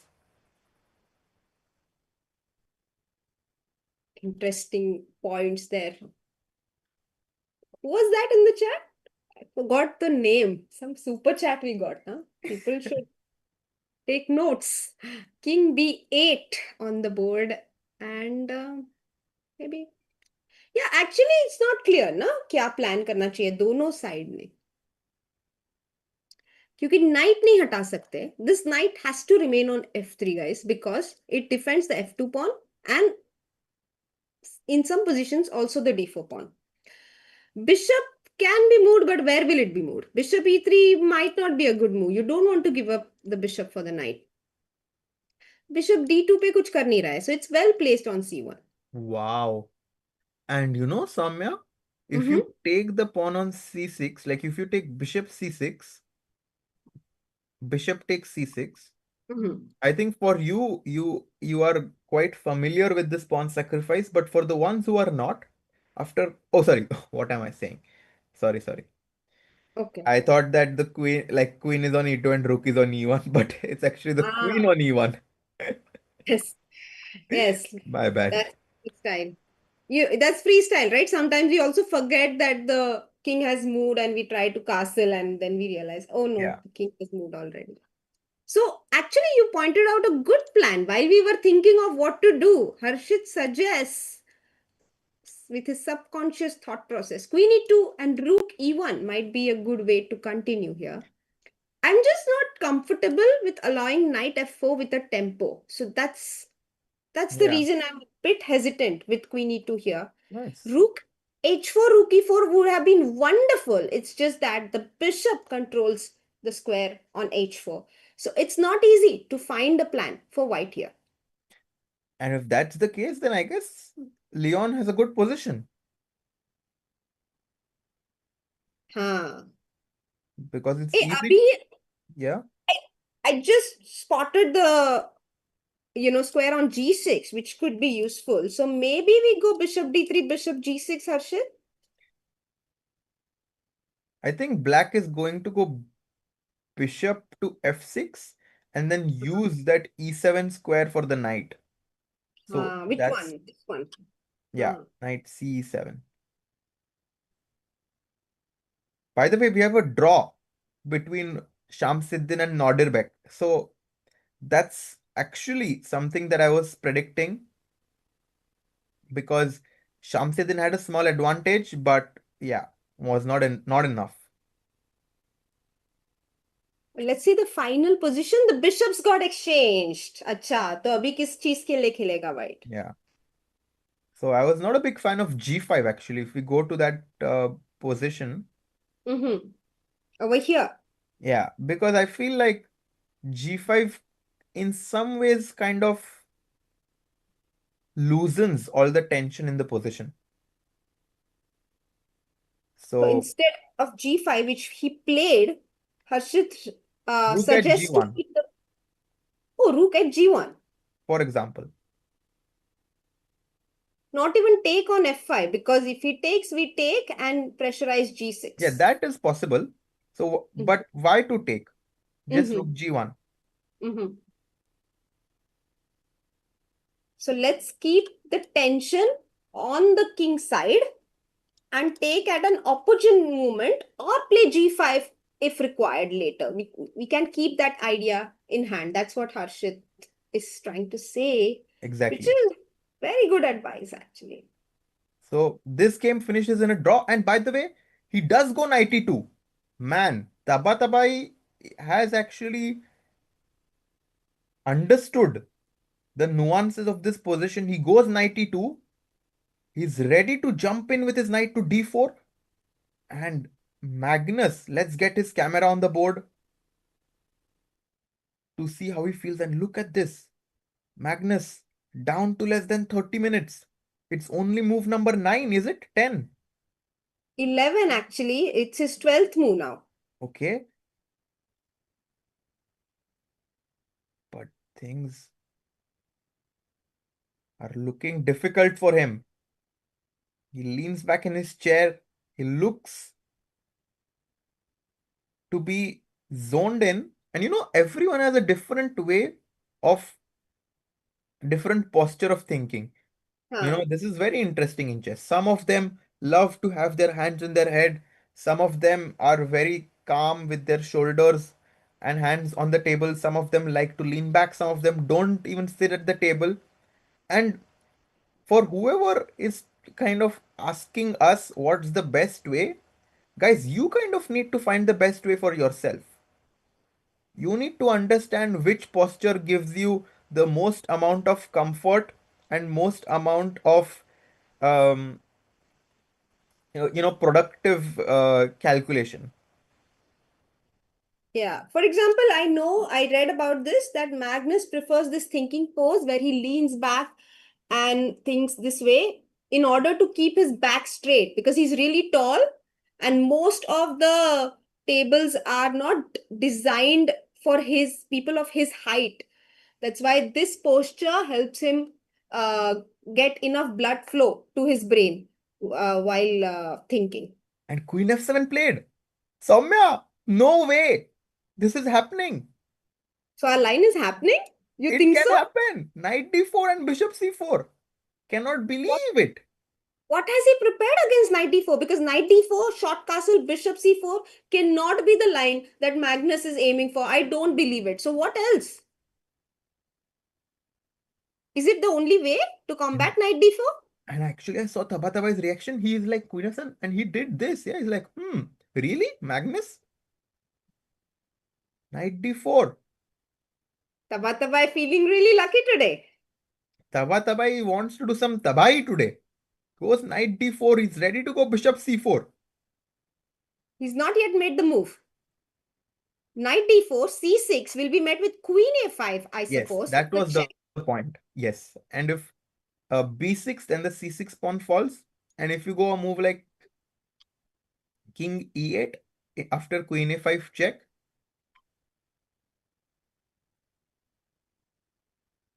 then you can even consider something like rook to f5.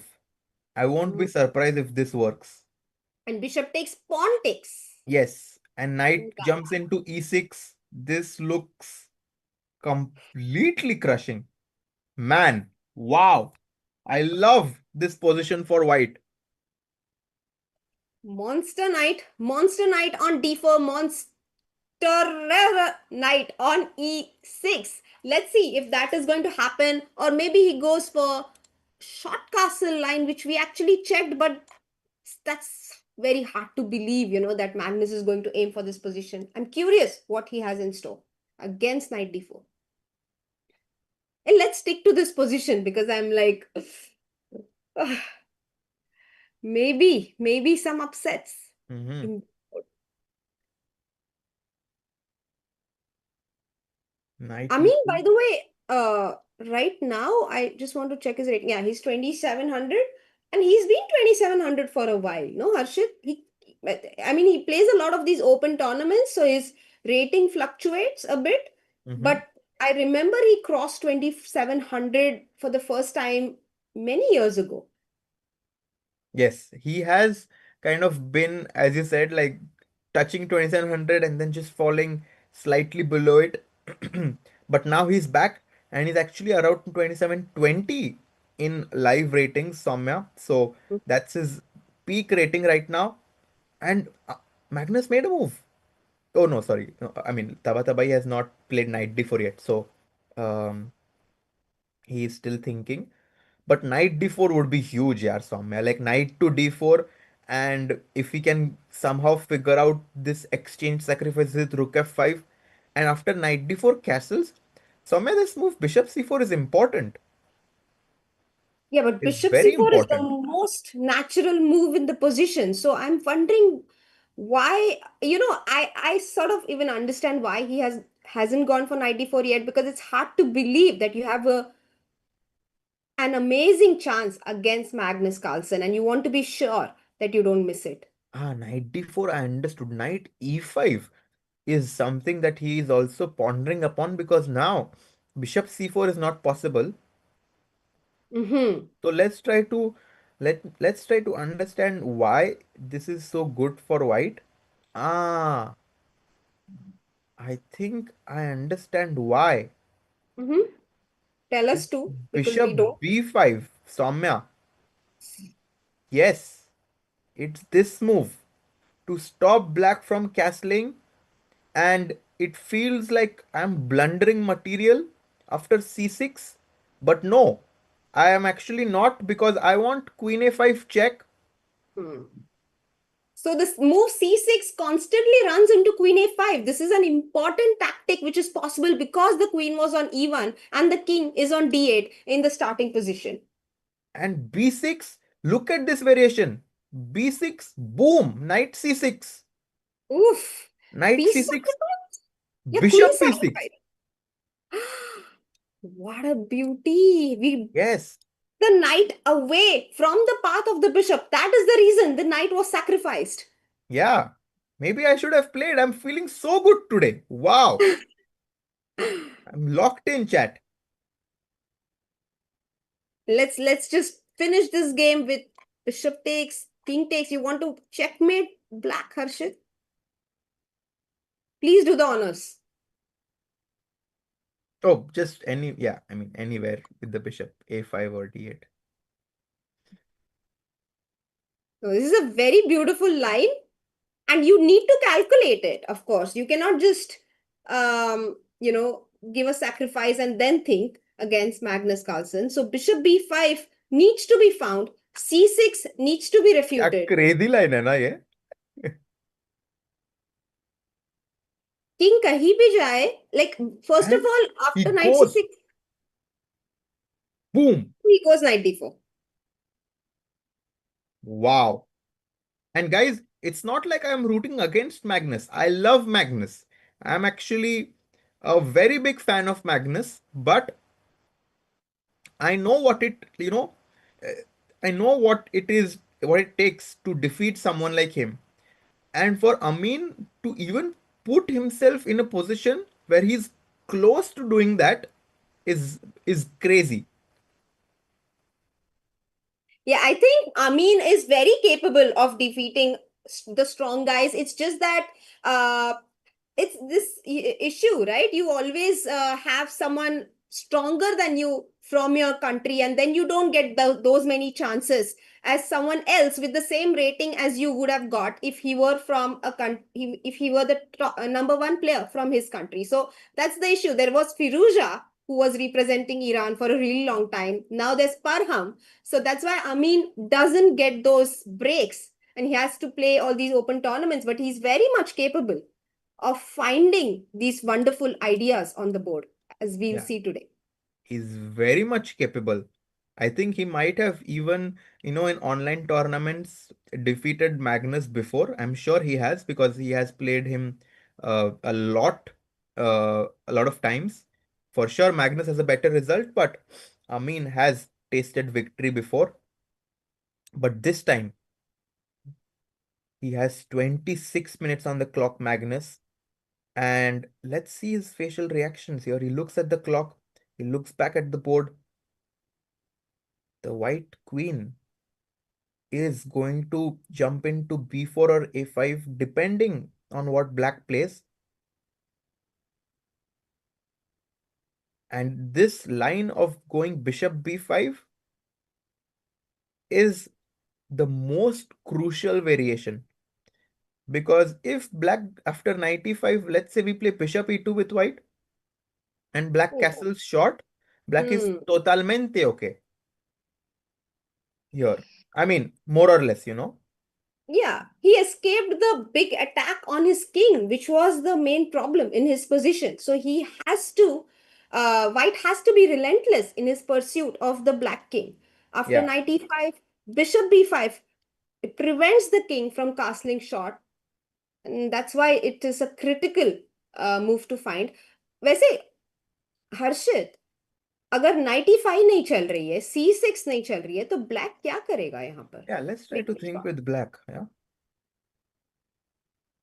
maybe short castle, bishop C4, and here black might have a move that doesn't lose immediately.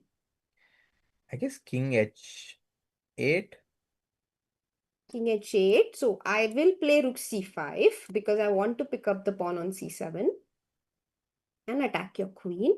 But after you take on c7, bishop d8, your rook might be trapped there. Okay, you want to sacrifice it, I guess. Uh-huh. No, no, no, no. Let's go. Let's go. Let's see that variation. You want to play queen Queen f6 or f6, to e8? f6, F6. rook Rook c7, c7. You want to bishop play d8, bishop d8.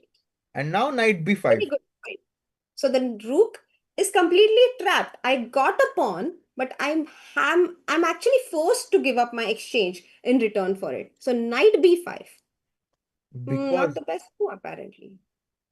a6 you have there. Uh-huh. A6 we can take on c8, no? And then rook c8 and our bishop is attacked as well as our Oh, knight. he played a move. Magnus, what did he do? Let's see. Short castle, Magnus Oh, this is plays the happening. yes. And Crazy. short castle was in fact the best move in the position, even though it does not help him equalize. It is the best way to continue in the position. Short This castle, makes me so bishop c4. happy because we are actually analyzing really well. Soumya, bishop c4, and Mhm. these moves are happening. You think Magnus is going to go for this bishop c4, king h8, rook c5, queen f6 line, Harshit? Let's see. We are going Bishop to see c4, it on the queen board. f6. And now we need to find a move for white. Look at this. Yan comes on the board. He's like, what is the white rook doing on d5? Look at this. Tabatabai is staring at Magnus right in the eye. He's like, why can I Guts. not go bishop c4? He's like too much guts, like lining up the king and the queen on the same diagonal as my bishop, which I anyway wanted to develop to c4. My goodness. Bishop c4, king h8. Run, Forest, run. Okay, let's think here, Soumya. Because this is critical. Very critical. Ah, I see an idea.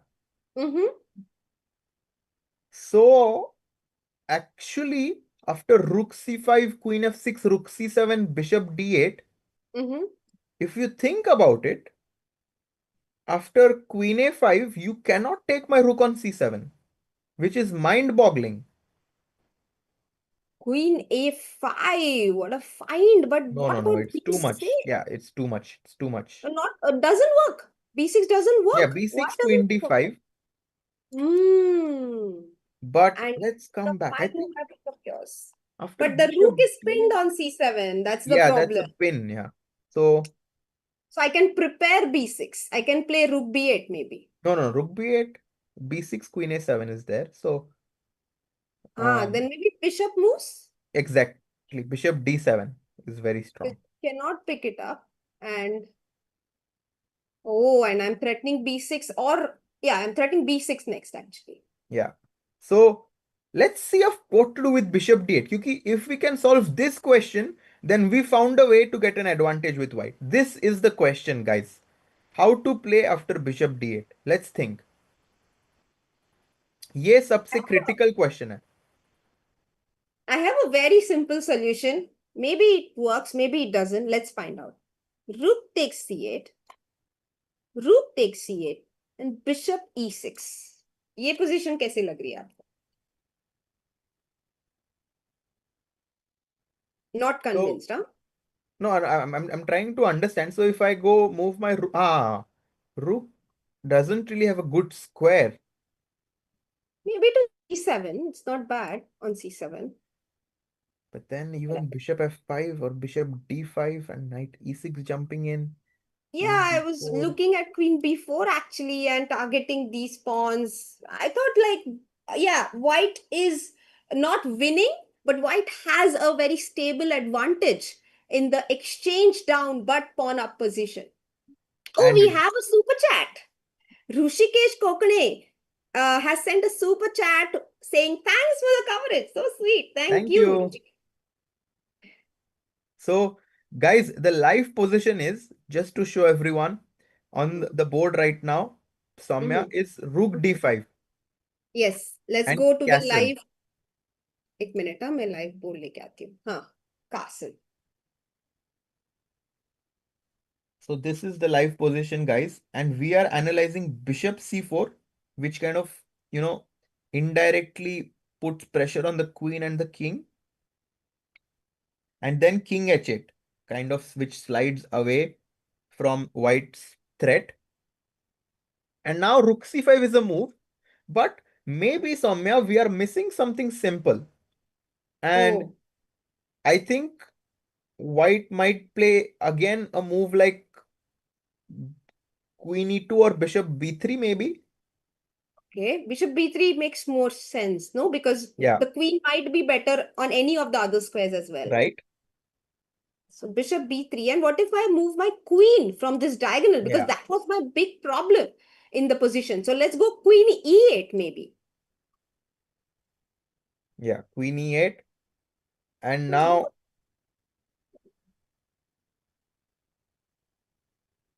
इतनी rook, आसान नहीं है position not Harshit easy जितनी actually. Rook हमें लग रही f5, है but it's crazy, yeah, to think like this. To play rook f5 is not easy. Maybe it's not even good for me. So bishop f6, maybe. Yeah, so actually, Magnus found the no bishop f6, I think, is हाँ strong. No, but I just wanted to see your point. Rook f5, bishop takes, you take with the pawn, right? And you Yes, want to go with your knight to e6. exactly.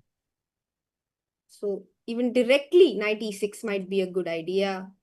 And knight c7. Uh, oh, But Magnus actually found the best way. to play Huh. against this, Let's go. Let's. practically speaking, because we weren't finding a way where Magnus can kind of safely castle, but Magnus found this crazy pawn sacrifice. I think this is also one of his fortes. I mean, he's forever praised for his skills to grind out water from a stone in the end game. But this attitude of his, he always finds very practical solutions to difficult questions.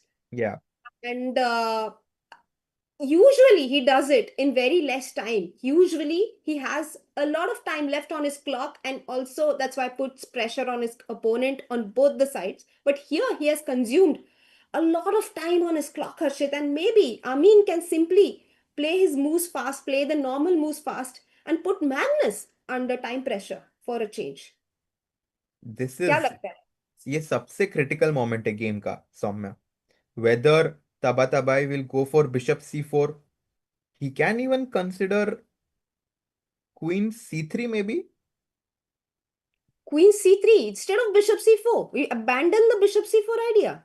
Yeah, because we need to consider, we need to keep our mind open to other candidate moves, because sometimes we get too fixated with one concept and we just fail to acknowledge the other candidate moves.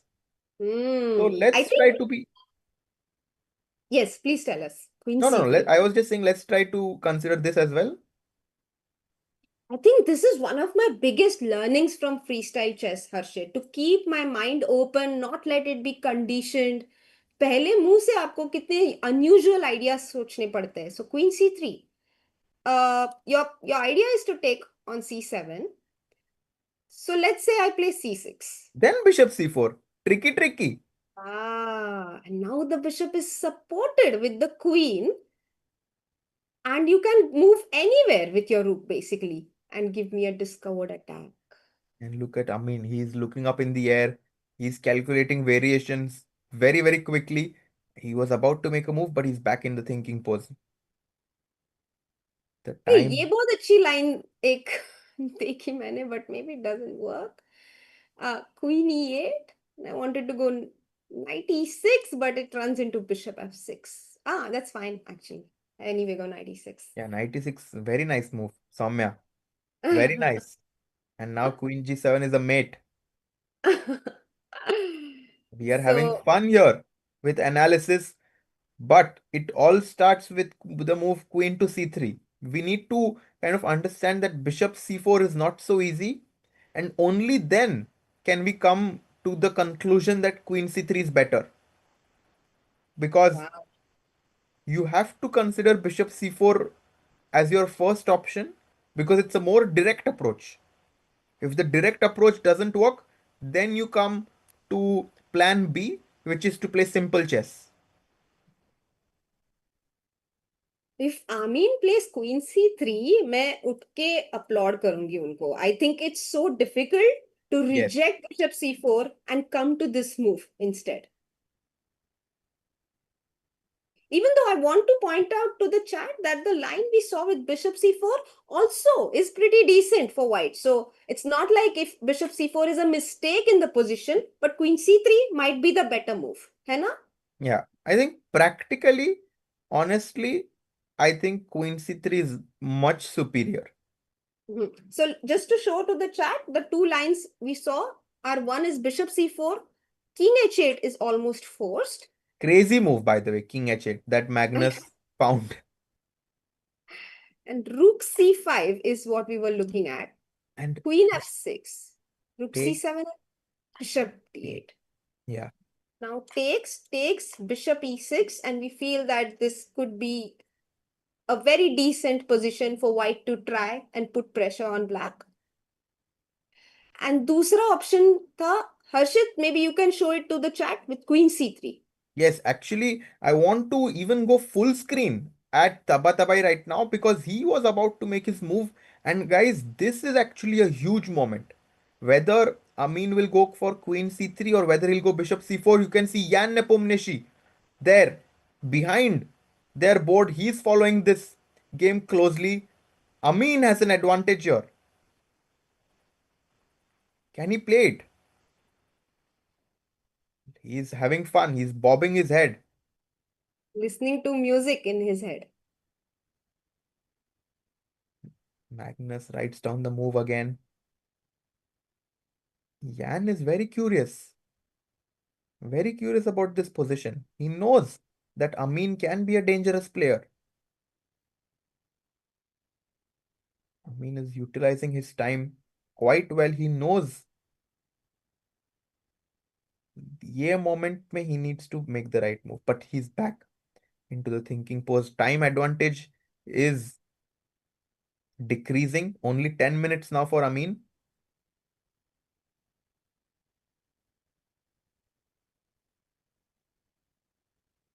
Only Iris says Ian is like, why don't I get such positions with Magnus?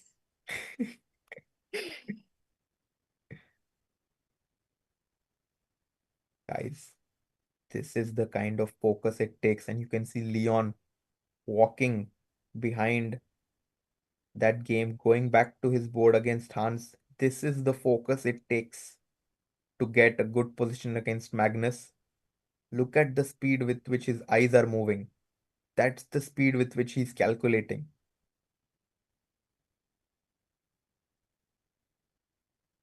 Hans also having a glimpse of that board. He's more interested in his own game, it seems. Doesn't really wait around. Yeah, goes back.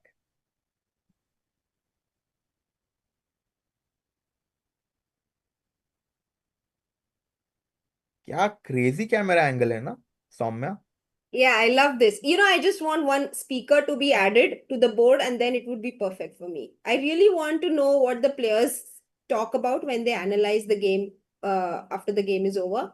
So I think that's the only addition that's left on the DGT board. Otherwise, it's perfect. So good here. Magnus takes a sip of water.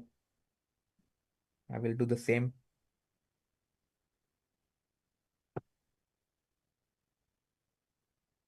Saumya क्या लग रहा है? Do you think Amin seems confident enough to So win this game? I think he's double checking and triple checking his lines. I don't think he's calculating new lines anymore. He Mhm. just wants to make sure that he's reached the right conclusions. I feel okay, Queen C3 is on our board, but it is not the move that has been played. He has not yet made a move. I feel he's going to go for Bishop C4, Harshit. Okay. You think bishop c4? I think Amin might find queen c3, and I think we'll stay with this angle until he makes the move because it has already been 10 to 15 minutes, and I think in the next 1 2 minutes he will make his move, Soumya. And he is about to. Look at this. He is about to play queen c3. Bam! Oh, he plays Queen C3 after 14 minutes of thought, and I need to get up and applaud for him. क्या बात है? He is क्या कमाल? Unbelievable, man.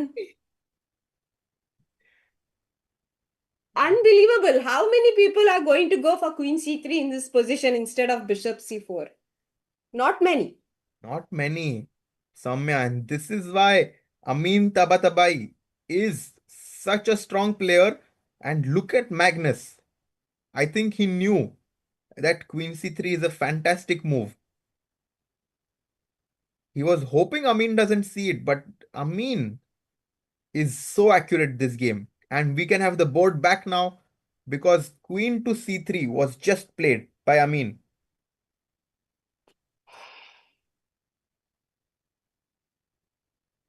I think this Yes, is going to be a really high quality game, Harshit. It's been amazing so far. queen c3. Soumya. I What, was, oh my God, Magnus back into his thinking pose. Oof. what to do I with think black? वो जो I think वो जो 79% लोगों ने जो Magnus की तरफ Magnus जीतेगा ये पोल में इतना कॉन्फिडेंटली डाला था ना they must be rethinking their life choices now कि नहीं शायद इतना नहीं पता है हमको जितना हमें लगता है What to do here? If you go c6, guys, attacking the rook on d5, white won't move the rook. He will play bishop c4. We were looking at this variation, and this is the whole point of this move, queen c3. It not only attacks the c7 pawn, but it controls the c4 square. And now after cd, bishop takes d5, black loses the queen.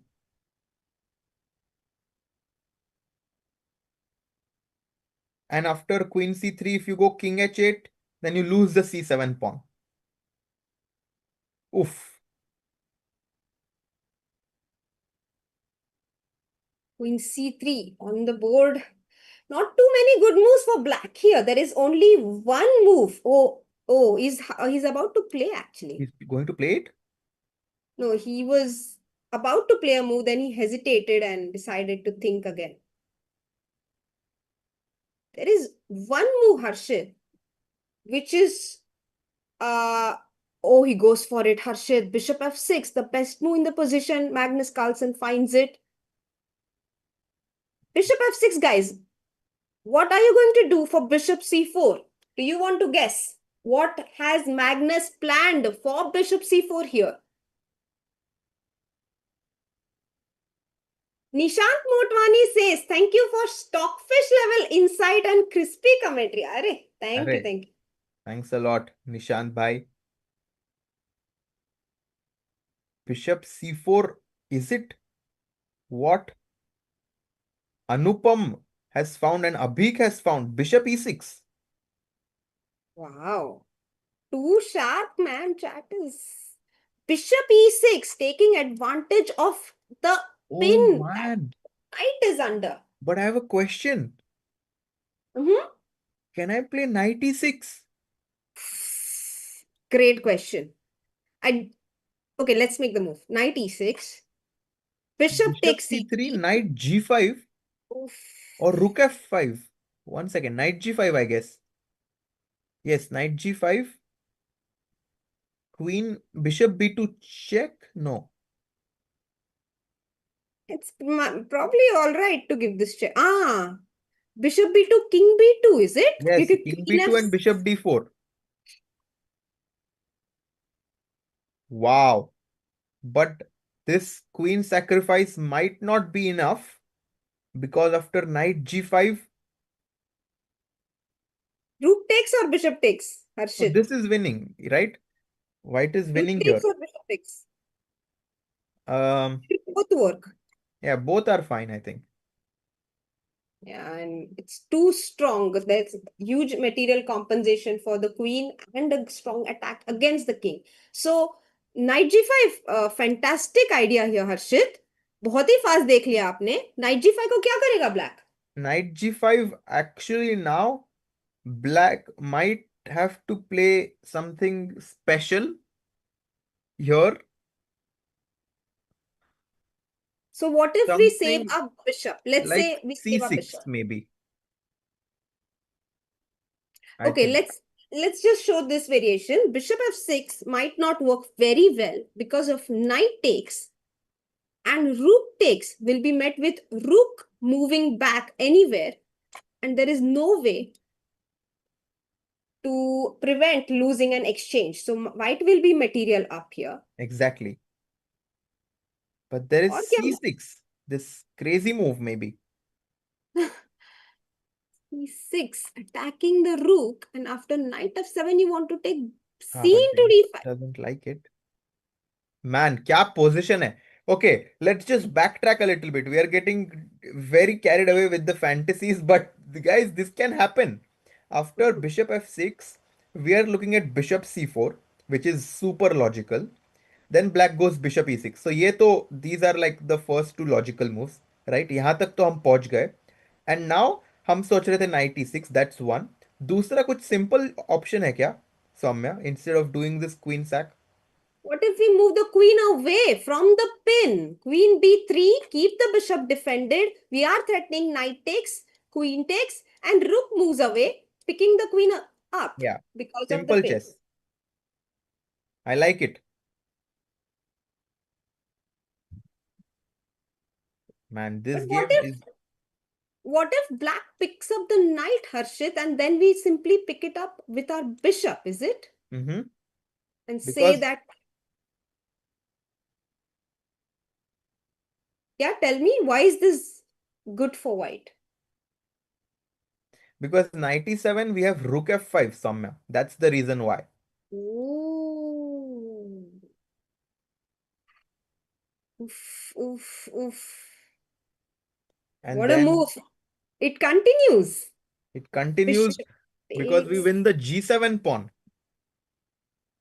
and checkmate. Checkmate, OP. एक मुंह का checkmate. Let's Yeah, go, guys. Who white can to play. find it? Are you going to pick up the knight on e7? It's free. Are you going to pick up this bishop? Or are you going to play something else? Rook g8. Rook g8 might be the way to lose here. It's a good idea to consider. Doesn't work because king takes g8 and there is no bishop. The bishop on b3 is a black bishop, not the white bishop. So rook g6, rook g4, rook g5, and rook g3 instead. All of them lead to checkmate. Yeah, Well done, guys. बहुत अच्छा analyse कर लिया हमने ये game. this पर is ये just सब कुछ very नहीं होने nice. वाला है क्या? क्यों? कि इसमें से ये कुछ सब हो तो हो गया सकता अब है? तक. अब तक we predicted everything correctly. अच्छा. I think It's bishop possible. c4 and queen b3 is very, very likely to happen in my opinion. In the meanwhile, guys, you can see the updates of the evaluation from the bars that we have beneath the board because we are focusing on this game.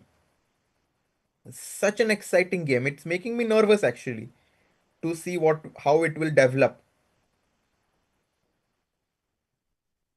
Actually, Magnus Carlsen under huge pressure for the first time in this tournament. Even though he his opponents have fought really well up to now, he was never in a worse position before this, Harshit. Yeah. But actually I'm really, really, impressed by how Magnus has found this idea of going castles and bishop f6 because it's forcing white to be accurate. Hmm. If white is careless even for one move, Magnus will be completely back. And that's all he needs. He just needs his opponent to err once, and then he will be in control and cruise forward. We have seen this before from him. Absolutely.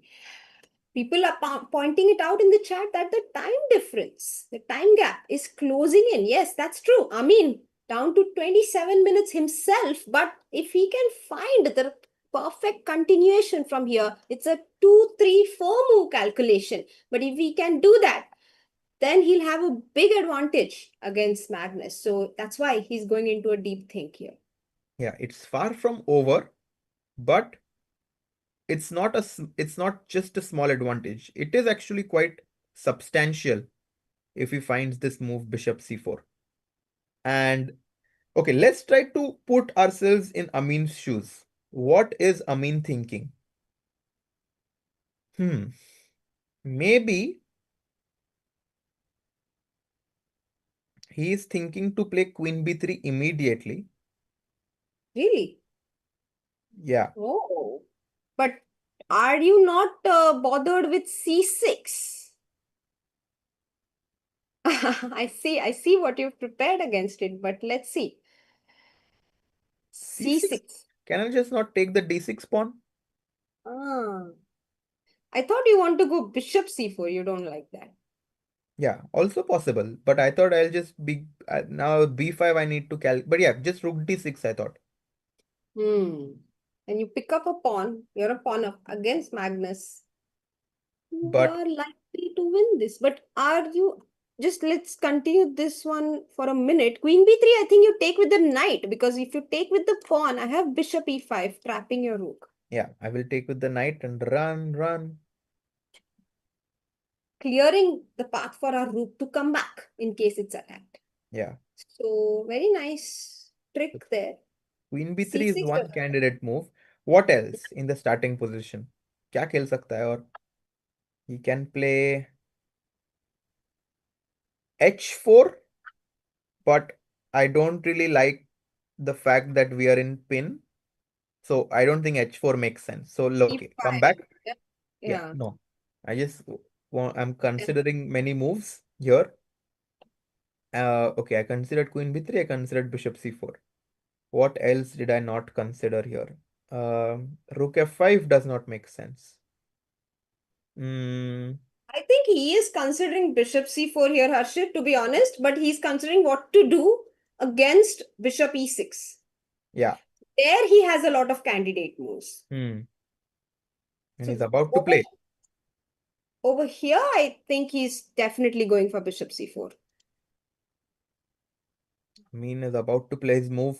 Maybe we can go full screen again to see which move he will make, because we have kind of broken down this position right now, and we would love to go full screen to see if Amin will play bishop c4.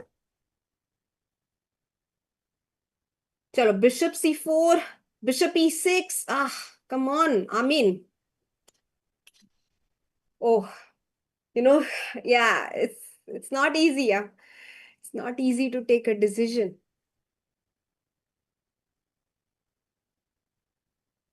There is a lot of pressure, of course. You don't want to mess it up.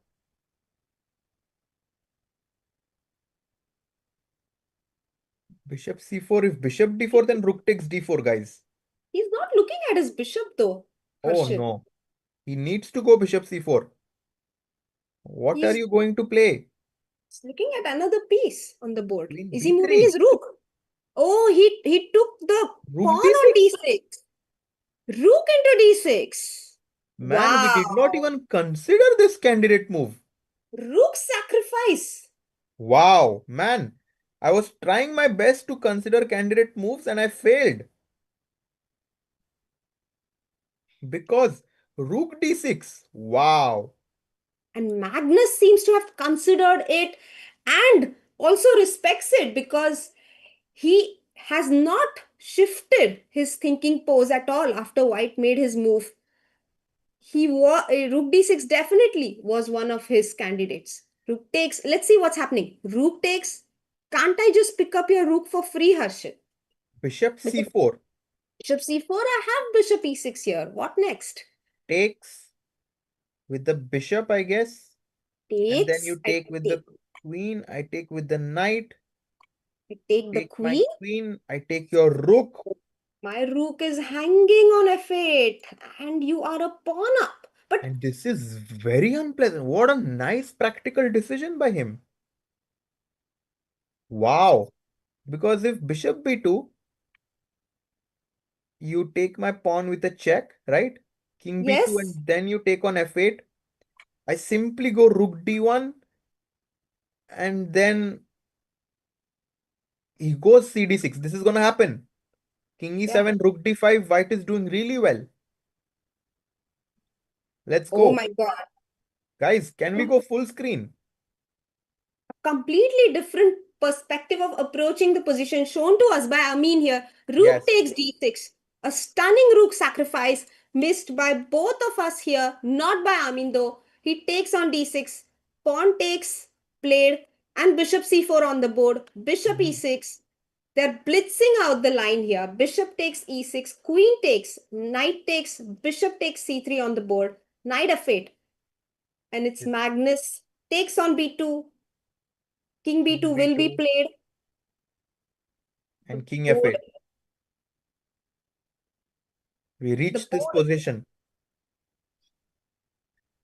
Time for some endgame technique now. But somehow I feel, Soumya, now that we've reached an endgame, yes, Amin is playing for two results, but to convert this against Magnus is a whole another game altogether. Why do you say that white is playing for two results here? Can't black ever try? No, I Because mean, with black all also. black pawns on dark squares, white can simply go rook to d5 and bishop to d4. You know, rook d1, rook d5, followed by bishop d4. I don't see how black can ever be playing for a win. Interesting decision to go for this rook sacrifice. I'm not sure if it was better. I believe objectively rook d6 was not the best move. Bishop c4 was the move that put maximum pressure Yeah, on I black. agree. I agree. I agree with you. I think bishop c4 would have given him better chances. And now I think that Magnus won't lose this. I think it This will be was a draw. Mhm. Let's see. Bishop f6 on the board. And we, after rook d6, stunning rook sacrifice, we have reached this endgame after a forced line.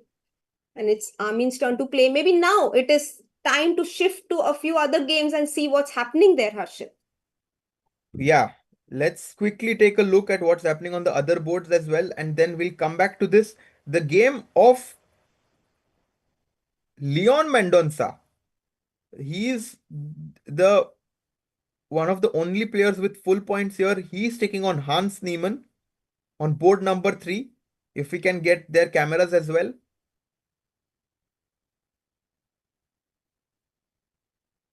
Ah, okay, okay. So we that camera somehow has some problem, but Hans actually has managed to exchange the pawn on e6 and has a small advantage here because he has a majority on the queen side with 3 versus 2, and black's majority is kind of not really going anywhere. By the Um, way, actually, we'll quickly have a look at what's happening on Harika's board as well. And then maybe we can go back to Magnus's board because Harika is taking on Yakubov Nodirbek. Oof. I don't like Harika's position, Harshit. Look at the pawn on a6. Yeah, this looks really bad for Harika because the square on c6 is like a big hole in black's position, and knight a2, knight b4 Oh, what a seems nice like move. a maneuver which will basically put all black's ambitions to rest. Yeah, I think it's like Black's position is too cramped up. Love this idea that you've shown with knight a2, knight b4, knight c6. Arre, but Harshit always spotting these maneuvers so fast. Yes, the bishop on b5 is hanging, but we can simply support it with queen e2 for one move and then go to a2. yeah, yeah. So Harika is in a tough position. And Leon is in a tough position. the other exciting board was Nepo versus Parham Yes, on yes. board 2. And Nepo seems to also have created a huge mess on the board, having an extra exchange as well. Oh, something really went wrong in Maksudlu's position. I think he missed something. He's just down on exchange. I think I think Think, Nepomniachtchi is just winning now. think over here something happened. Knight g4. Yeah, he had a good position. Queen came to e2. Knight e3 was played. It seems like Parham was the one putting pressure on white, threatening to win an Yeah. exchange. Uh-huh. King a7. Yeah, too slow. I think he had to play something more energetic.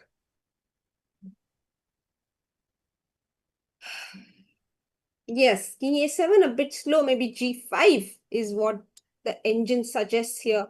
Yeah. 5 g4, a quick pawn storm on the king side. Instead, black went king a7, quite slow. Knight d1, a good move by Nepo, exchanging the strong knight on e3. Knight takes, rook takes, and white is okay. And after this, somehow Parham lost an exchange. Maybe we can see a few moves ahead. c3 consolidating. H5, and then white kind of brought his knight in the center of the board. Black tried to bring his rook to f8 to stop knight f6, but Mhm. it was not very helpful because rook f1, white has this fantastic pawn chain on c3, d4, e5, and then black goes queen e8, I think.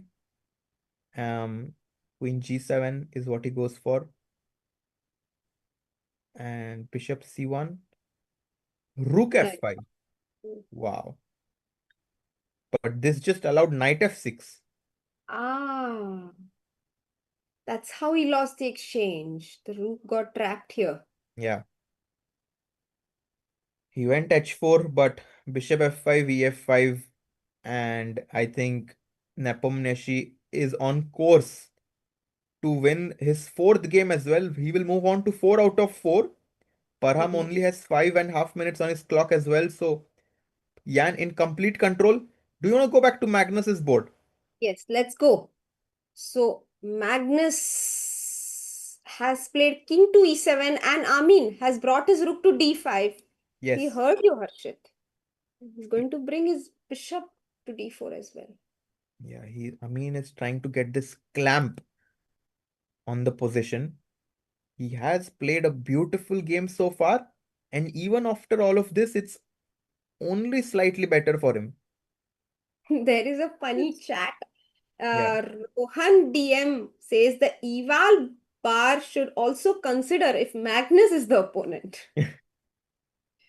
Yes, I think time to create such an app. Why don't you make it, Rohan? Yeah. Rook d5 on the board. Very unlikely Magnus will lose from here, but he has a difficult position to play.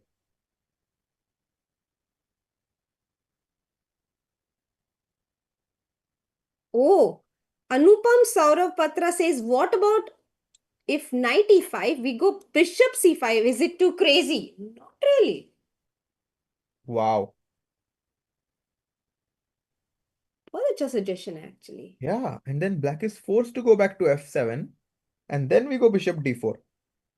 Okay, knight c4 might not be a good move because of king to c3, I guess. Is that a decent move to make? Because pawn takes, king takes, and we might be winning in this rook ending. Because a Mm-hmm. king and rook both are much better than black's king and black's rook. Exactly, So, Soumya.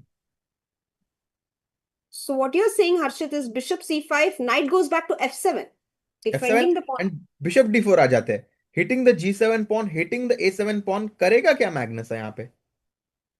And the g6? rook is too passive. g6, maybe.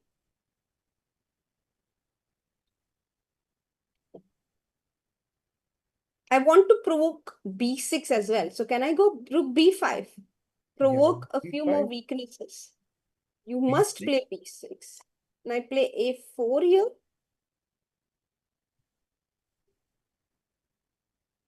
My threat is a5, pawn takes, and maybe rook b7 or rook a5, pressurize the pawn on a7. Yeah, I think that's a very decent line from white.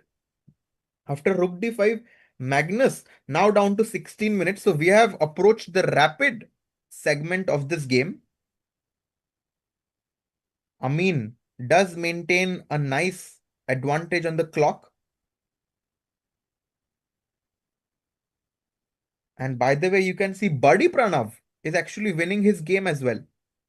Now let's have a look at how he's doing and come back to this one. Where is Pranav playing? On which board is he? Ah, Katakamsky is also playing against Alexander Kostyuk. Oh my god, too many stars in one tournament. How Yeah, many games can we cover? Looking for Pranav's board here. Pranav is on board 13. Just next to Nihal, actually. Yeah, But the game is not updated for me. Yeah, I don't have the transmission here. Okay. But apparently he's winning. That's a good thing. yeah, he's winning his game. Arvind, by the way, is also winning his game against Adrian Rodriguez, and I am from Italy. ये H2 पे pawn थोड़ा ज्यादा ही advance हो गया है. Yeah, Arvind is completely winning. Arvind, had a tough loss yesterday, but now he's back to winning ways, completely winning this position. The queen and knight are notoriously dangerous when your opponent's king is weak. And I think the black knight is ready to jump into d4 at some point and then try to reroute itself to c3. And So, also it's material up, no? Is a pawn up with the pawn yeah. being advanced to h2. Hmm.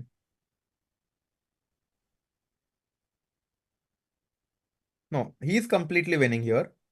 And by the way, Tabatabai goes for bishop d4 instead of bishop c5. So maybe Amin just wants to chop the knight on e5 and play that rook end game, but that is a draw.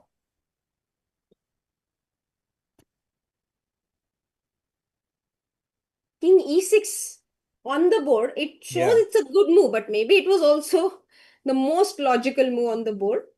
Um, how is this idea with a4, a5 here, Harshit? But actually now I'm a bit scared. Yeah, I mean Amin has played so well throughout the year. Kaise possible hai yaar, Soumya? Like we basically say throughout the game that Amin has been playing so well. And Mhm. even after all of that, the position is dead equal. So is this what we need to do? Like play a fantastic game out of our mind and still only get an equality? Well, first of all, he did have this chance that instead of rook d6, he could have gone for the queen c3 variation. It was tough, but Yeah. if he had found that, he would have had a better a chance for an advantage in this game. And secondly, I think chess is a little bit skewed in that direction that if both the players play perfect chess, then the game is going to end in a draw. So chess is a game of mistakes. Unless your opponent makes a mistake, you are not going to get a chance to win. Hmm. That's the deal. You have to accept it when you decide to play chess. So king to e6, and we will see whether white is going to still push for victory or decide to play the rook ending, which is completely equal, and say, okay, I drew against Magnus Carlsen. It's a good result. It gives me confidence, and I'll focus on the next game. But if he over pushes, I would be scared actually. If somehow Magnus can get g5, h5, g4 in. Will you be scared only because you're playing Magnus, or in general, you feel this position No, only will because I'm give? playing Magnus, of course. If I'm Hmm. not playing Magnus, I would still be playing for a win with white. Hmm. I think a4, a5 is the most logical way for me to play here because I want to keep I'm pressure not on sure black. actually if I like a4, a5 because then black will go a6 and then you Hmm. have put your pawn on a square where you know it can Hmm. actually be susceptible of being attacked. Hmm. So it's better not to fix my pawn on a square where the knight can reach. Yeah. Um, so maybe bishop e5 and accept that I tried, it didn't work out. Yeah, I think he will go for it.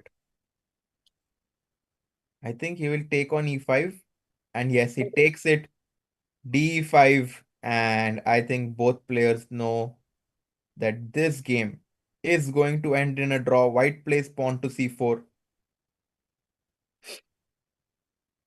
He wants to go king c3 and c5. And now we might see Magnus blitzing out his next move.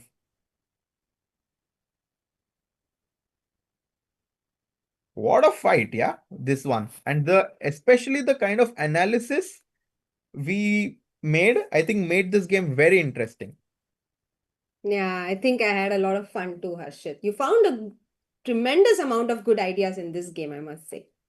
We both did actually. So I think this game, No, I especially like that idea of the queen sacrifice that you found with knight to e6 and knight g5, that whole variation, which obviously didn't happen in the board, but was one of the lines we checked after queen c3. yeah.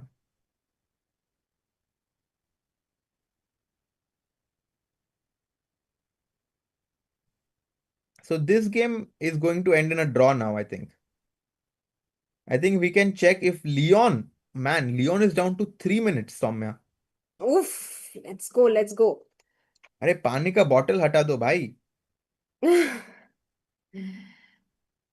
Actually, Oh इसीलिए ना yes, start of the game we got it, huh? we got a very good camera angle and bishop e3, bishop c6 played by Leon, who's down to 4 minutes. Man, this is another interesting position. Do you think he has chances to survive this with 4 minutes on the clock? I think so. I mean, Lots of look at. sacrifices in the air, Harshit. What about bishop a7, king a7, knight c7 here? What do you think? Or bishop c7, king a7, queen a5 check first. Oh my god. There's queen a5 check. There's knight c7. You need to calculate a lot of lines here as black. Knight c7 clearly doesn't work. But why? I mean, I think queen a5, queen c7 gives white at least a perpetual. Mm-hmm. But I think Hans is going to be playing for a win. You cannot pick up the knight on e7 with your queen because it runs into this typical tactic of bishop takes d5 where we pick up a knight and also defend the queen. Bishop takes d5 would run into queen e7. Oh my god, lots of tactics in the air. Hans has all the time in the world to take a decision. Yeah. Nepo is completely winning, guys, as we saw. So Nepo is going to move to full points after this game. He is going to be on 4 out of 4 and c4 chosen by Hans. Ah, very decent move, consolidating this knight, na? But isn't he afraid of bishop b2 tactics here, Harshit? King b2, that's his Oh, trap. uh, let's ask this question. Let's ask this question. Bishop b2 is something that was very tempting for me here, chat, but it doesn't work. Why? King b2. And I wanted to pick up this bishop on e4, which is undefended. Why can't black go for this tactic? Yes, let's see. सो गए सारे 4:30 बजे कौन bishop a7. सोता है very Exactly. Nice Exactly. Avinash, Dr. Parijit, Sanket, bishop a7, king a7, queen takes e4, and white is just winning.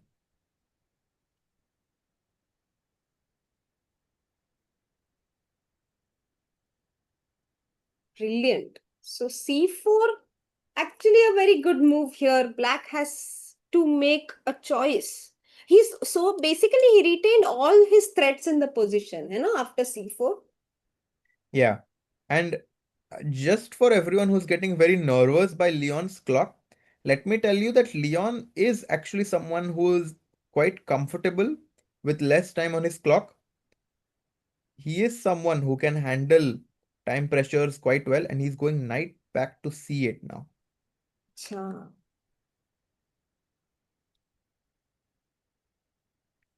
This overprotecting against bishop takes a7 sacrifices. hmm very good move knight c8 no Yeah, very solid practical. people who are good in blitz bullet chess are very good at finding these moves that keep their position solid. है ना हर्षित? Yes, they know how to not make blunders. Hmm. And I feel this is one of the reasons why Indian chess average rating has gone so much higher these days because even if you play against a 1900, 2000, 2100 player, nobody's making a blunder on the board. Yeah, So because playing they're a lot of playing online blitz and rapid. hmm, knight c8.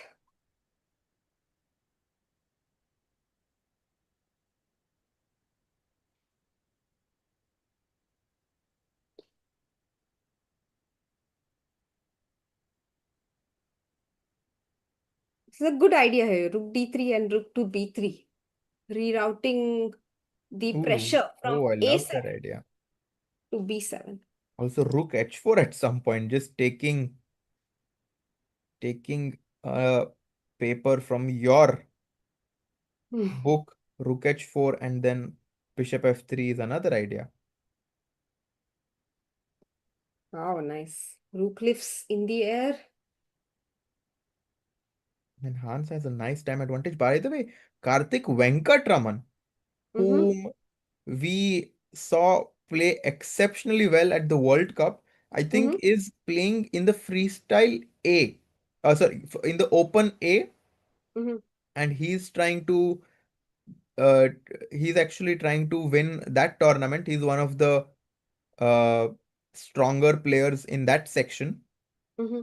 So we could see him there in the playing hall as well.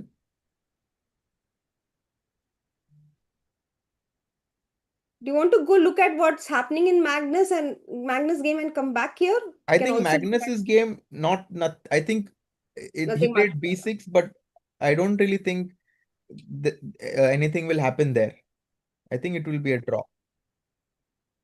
Pranav's game is interesting actually. Buddy. Pranav's game wasn't getting updated on my Oh, okay, okay. Uh-huh. screen, so I can't bring it over the board. Okay.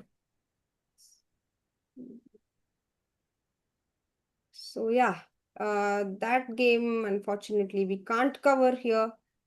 Aryan Tari is also playing the event. He has a very equal position to Wagner here, who's an international master.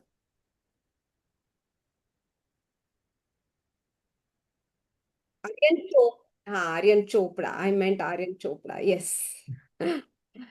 And he's playing with black. I think this game is going to head in a draw. So Aryan is another strong Indian junior who's actually studying in the St. Louis University now, Soumya. Oh, really? Yes, He Aryan studied. Chopra. Oh, हाँ, Magnus blunder? What are you guys नहीं saying? नहीं नहीं नहीं. कुछ भी बोलते हो guys तुम लोग तो. No, you just played a normal move, p6. What is the Aryan studying in the university? I'm not Chess. sure actually. I think something like finance, Uh-huh. but also I think Bharat Subramaniam is another Indian player who is actually going to St. Louis University. So we are seeing a lot of these Indian grandmasters Mm-hmm. moving to St. Louis, moving to the US Mm-hmm. and studying in their universities. Guys, that's one of the advantages of being a Mm-hmm. titled player, that you Mm-hmm. can get a full scholarship in these American universities, Mm-hmm. which can be a very nice opportunity Mm-hmm. to kind of leverage your uh, titled status. By the way, knight b6 played by Leon Mendonca. Yeah, actually, the knight was not only defending a7, it was threatening to come to b6 and block the bishop's path, cover the b7 as well as a7 points. Good defensive move there. And queen b4 now. Hans is putting a lot of pressure on that knight on b6. You cannot take on d5 because cd5. GG.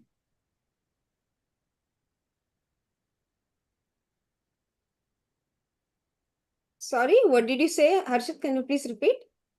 Bishop d5.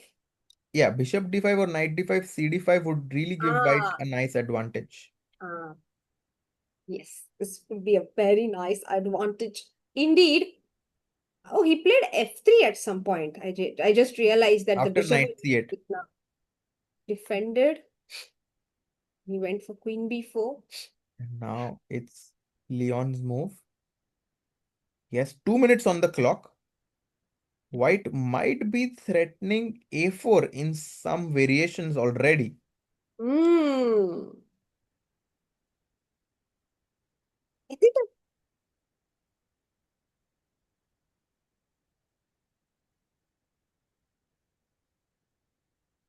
Mhm. okay, then we need to bring the full screen on the board. Yeah, and here we have Amin's board, which they are playing the rook end game. Amin and Magnus. I'm not sure if anyone has offered a draw yet. I have it here.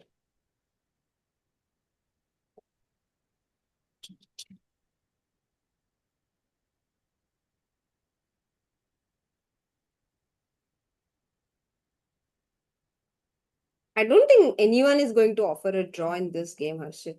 In Magnus's game. Hmm. Uh-huh. What do you think? I think I think Amin should.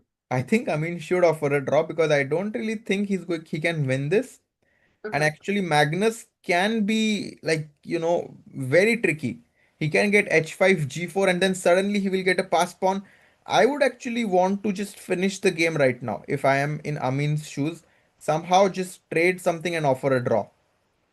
So we'll play c5, you mean, maybe? Yeah, c5 and try to just make a draw right now. C5, and maybe an idea is that after h5 we even go h3 so that we exchange the h pawns as well. And imagine you get the rook to g8 and play g4. Exactly. Eventually, at least we can defend with our rook on the third rank. And people are in the meantime arguing about their chess ratings. Guys, doesn't matter. We are all here because we love the game. Even if you're 1500 or 2000 or not rated at all, it's okay, yeah. It's Yeah, I feel it's like, I mean, it really, there are many things that an amateur can actually enjoy about chess that maybe a professional player cannot. Oh, Uh, so there are advantages to not having a high rating also. So don't feel too bad about it. by the way, Soumya, I'm sorry to cut you, hmm but Leon is losing. अरे अभी तो ठीक थी उनकी position क्या हो गया Yeah, he's somehow Hans has brought in his rook to d3, the idea that you were mentioning. And with just 1 minute on his clock, Leon was unable to sustain to the pressure, and now White can just blast open the position with c5. And look at those two rocket bishops eyeing the black king. Oof. Yeah, it was always a difficult position to defend. Even after c5, I don't see what is the winning blow in White's position. But I see that you are threatening also a4, a5 at some point. So Here you you go first c5, you get rid of the d pawn, and then you bring Mhm. the h1 rook into the game, Rook and just c1, you mean? rook d1. And this just looks completely crushing for White. Not rook d1, apparently. So I have to be accurate. Apparently. Maybe it's f4. This is a slightly Oh my God, difficult. I just spotted it. It is Knight c7 क्या? नहीं. Night c7 के आसपास है A sack on b6? No. Yes, sack on b6 works fantastic, Harshit, because oh no, I thought yeah, like we take on b6, And the take, d8 rook. Wow.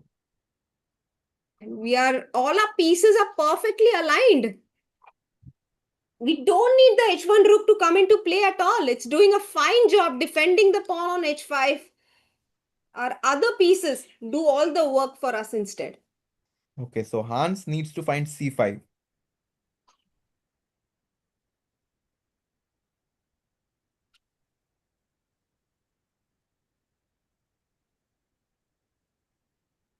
c5 and Hans has a winning advantage. What a start that would be for Hans, no? I mean, imagine this, Soumya.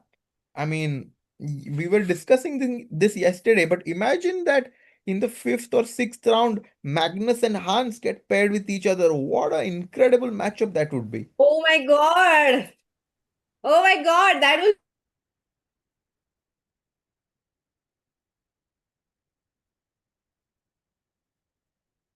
Yeah, freestyle open. So imagine. Yeah. Are we back? yes, yes. So imagine if we have the Sindarov, people following him, people following Prague on one side, and on the other, we have Hans versus Carlsen on this one. It will be so much fun. Yeah, and actually their colors are also matching. So it can happen. I'm definitely rooting for that pairing, Harshit. That will be huge, yeah. So Hans now is thinking. By the way, we can also see Harika's game is still going on, but she's worse against Yakuboev. Guys, क्या लग रहा है? Hans versus Magnus matchup होगा आज?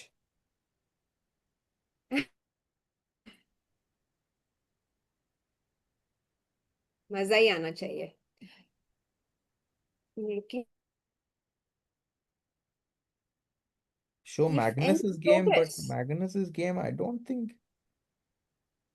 देखते हैं एक बार क्या हो रहा है, एटलीस्ट जाके देख के आते हैं. Oh, that's what happened. Whatever we discussed happened, Harshit. Yes. He did not play c5 though. He's decided to keep the queenside pawns alive, activate his king, but he has exchanged the h pawns.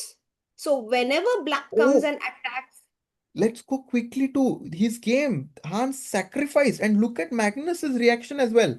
Magnus was right behind their camera, their board, and boom, knight c7. oh, instead of c5, which we were discussing, white plays knight c7, a piece sacrifice. Oh my god, king c7 will run into bishop b6, pawn takes.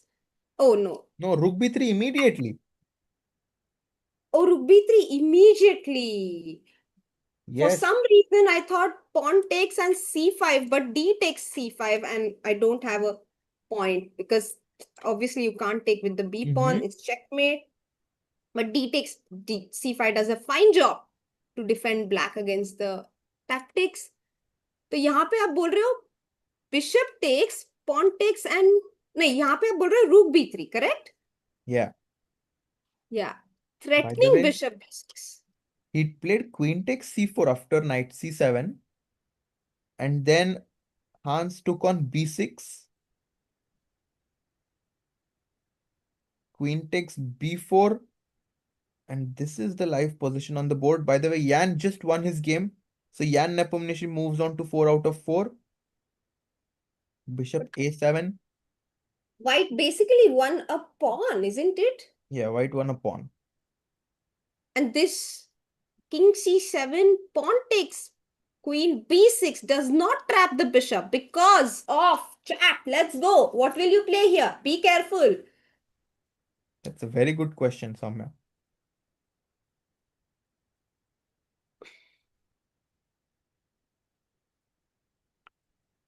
Yes, rook c1, exactly.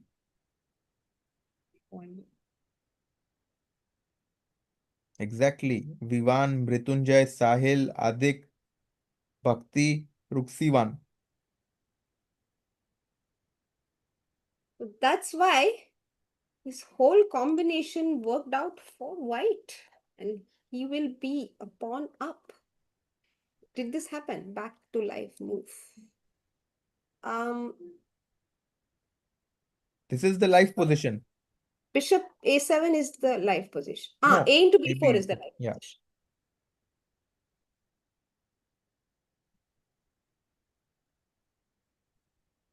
And 30 seconds for Leon. Rook c1 check is incoming. Practically, with this little time on the clock, he goes bishop f5.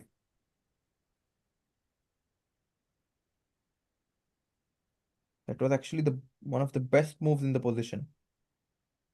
So white is a pawn up, but his pawns are doubled. That's why maybe it's not that bad a position for black as it looks. And if we exchange this bishop on e4, then the black king suddenly does not come under any mating attacks either. Yeah. It's just the time that I'm scared of for Leon. He has 51 seconds on his clock.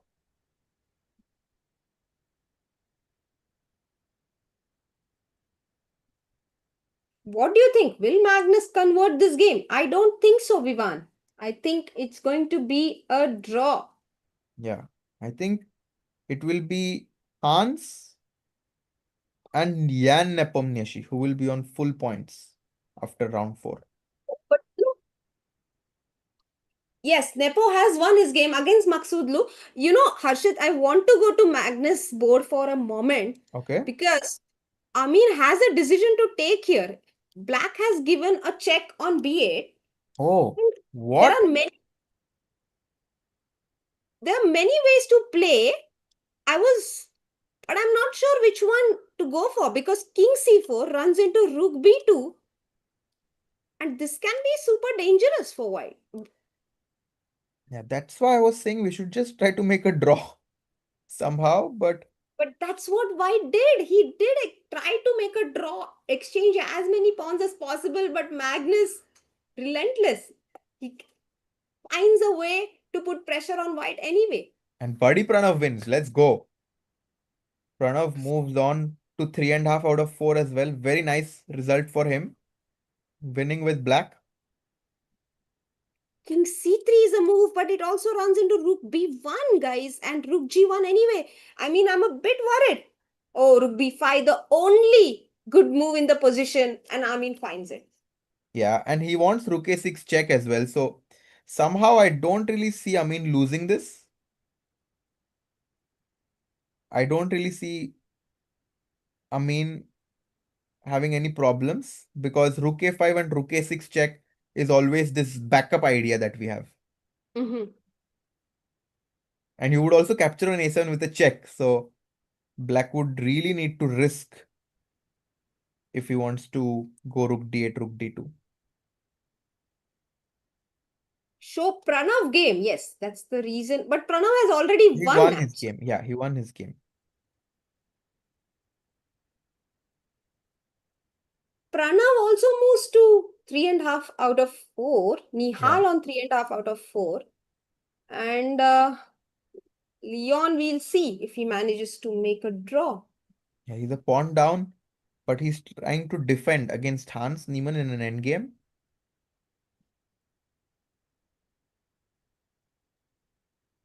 Harika is also having a bad position. मैं 1 minute में आती हूँ हाँ, हर्षित. Yeah, yeah, sure. Should I keep this game or should I switch to Leon's game? I think we can keep this game and maybe we Okay. can, yeah, we can keep this game. Maybe we can go full screen.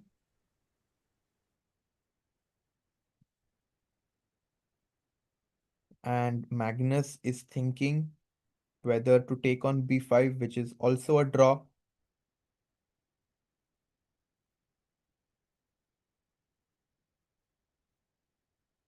Or to play rook to d8.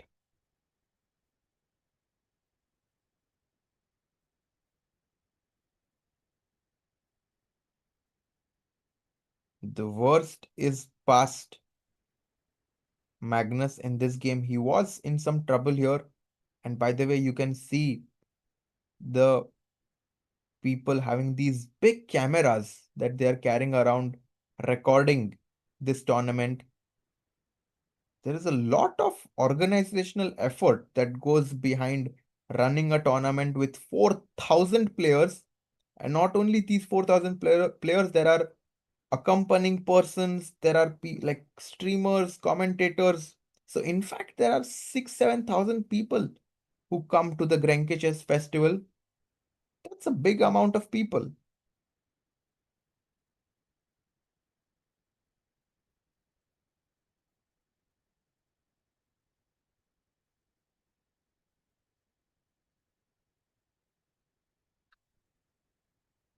Magnus is thinking here, 7 minutes on his clock. Amin is still completely locked in. He knows that if he loses his focus in this equal endgame, Magnus will start squeezing. We will see the infamous Magnus squeeze if Amin is careless.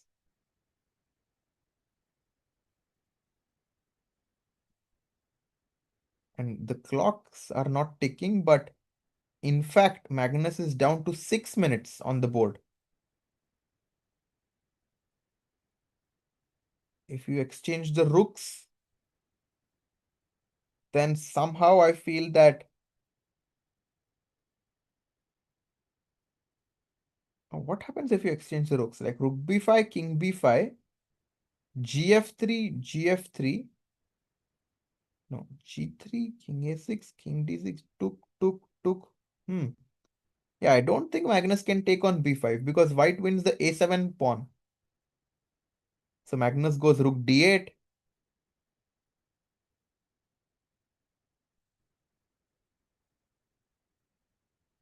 And the question is whether Amin will go rook a5 and allow rook d2 or not.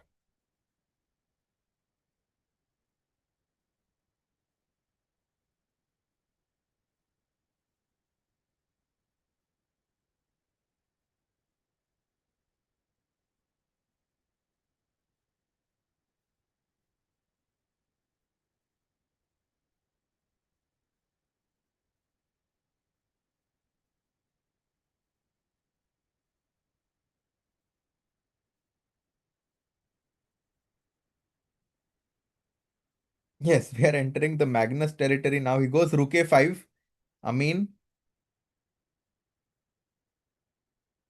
Magnus writes down the move.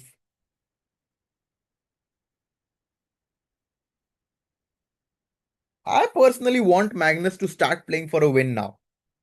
That would be epic. That would be really epic if Magnus goes rook d2 and just sacrifices a pawn.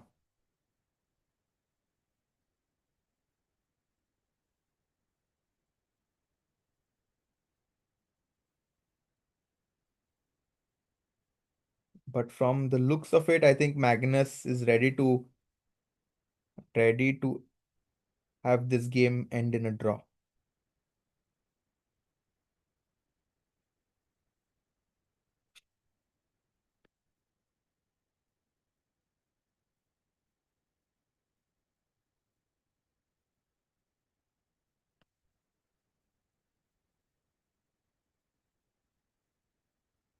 Hello, hello. What has happened here? कुछ हुआ क्या progress? Rook d8 and rook and Magnus is thinking ki if he should pawn sacrifice or not.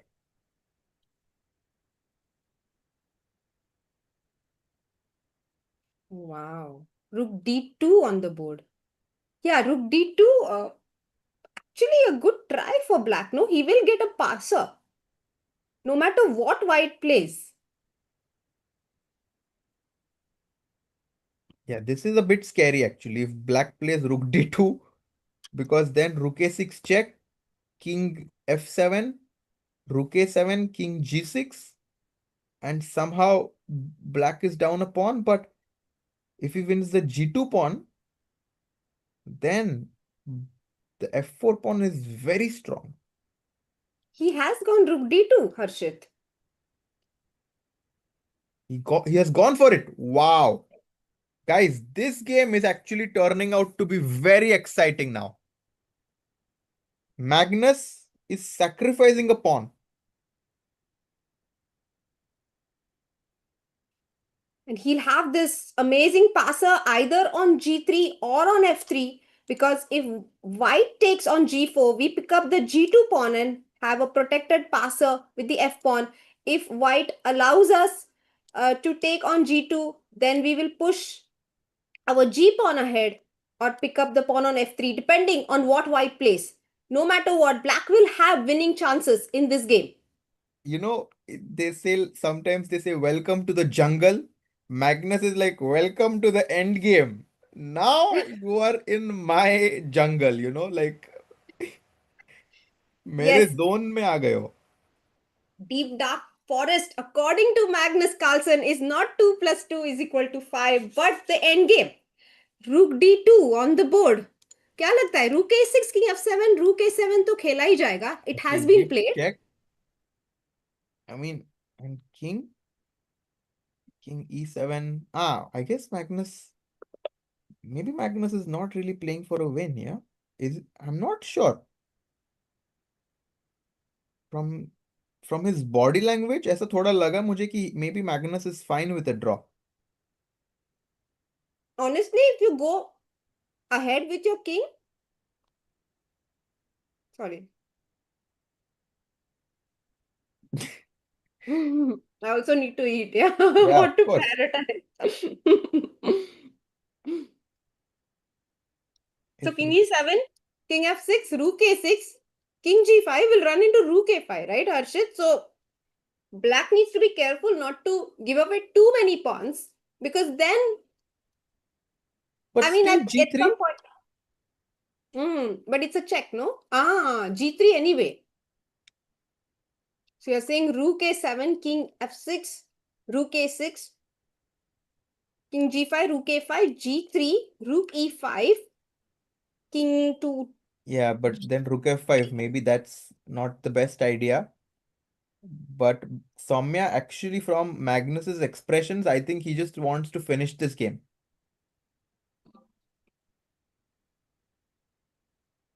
He's like, why is Amin not taking the pawn on G2? It's the only move for Amin. No, he can give a check on a7. Yeah, that's the only move. That's what I'm saying. Hmm. He must take the pawn on A7, right? I mean, he can take on g4 first, but okay, he took on He a7, took king f6 played, and rook and a6 check. check. Leon And won? What? what? No, no, no. They are playing. अच्छा, yes. क्या See, बोल chat रहे हो में यार? कुछ भी बोलते हैं भाई चैट में. king g5. But Leon is holding on. Leon might draw actually. Wow. Mhm. We'll go to that game. Now? I'm not sure what to do. Maybe we can just quickly glance Okay, and see let's. what's happening. Okay. Because Leon was in big trouble and look at the king. Wow. King is a piece in the end game, a very strong one. And it's proving that it can save a lot of difficult positions for black. D5, D4, D3 threat, hai na? I mean, if black gets d5, d4, black is in the driver's seat. Leon Mendonca from Goa, India, is actually proving himself to be a worthy opponent of these 2700 players. Incredible. Speaking of proving himself, Iron Man says in the chat, hello guys, hope you all don't give up on your dreams. What a nice message to send to everyone watching the stream. Thank Thank you, you. Iron Man. Thank you. We love Iron Man. Who is your favorite superhero, Harshit? Do you have a favorite? I mean, amongst the Western superheroes like DC, Hmm. जो भी ये सारे superhero comic books है. Actually, I haven't watched a lot of them, but somehow I really like Joker. Huh? Joker. Okay, then you have your own concept of a superhero, I believe. I don't maybe in super. I mean, I like Spider-Man a lot.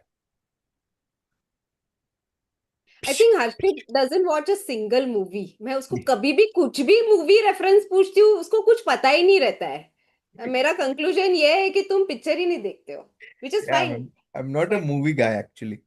hmm. King to d2 and d5 D7, D5. played. He's giving up a pawn, going for activity, and क्या हो रहा है सौम्या? वो हम्म camera switch कर रहे हैं और हमको सीआरजी कृष्णा दिखा रहे हैं लियोन के अरे जगह पे. अरे क्या हो रहा ये है? क्या है अरे सब इंडियन एक जैसे नहीं दिखते हैं ये एग्जैक्टली क्या भाई, दिस इज तो अलग ही लेवल का है ये. They think Leon and CRG Krishna are the same क्या? दोनों सेम भाषा दोनों ओके. सेम भाषा भी नहीं बोलते हैं D4 on the board. CRG Krishna, by the way, playing for his grandmaster norm, maybe. He already has two norms, Harshit. हाँ. He might be playing in the open section, not in the freestyle open, but in the standard chess. Tournament. I have a delivery guy calling me. I probably need to pick this up. I'll just which game should I go to? Just give me a minute. Yes.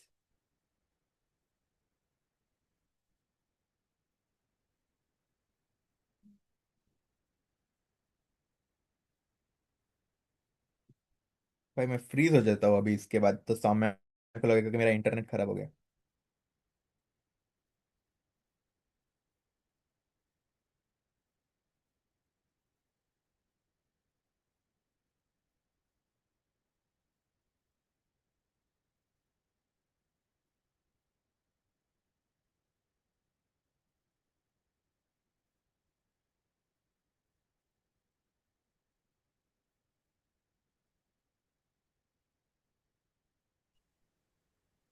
हाँ, hello, hello, hello.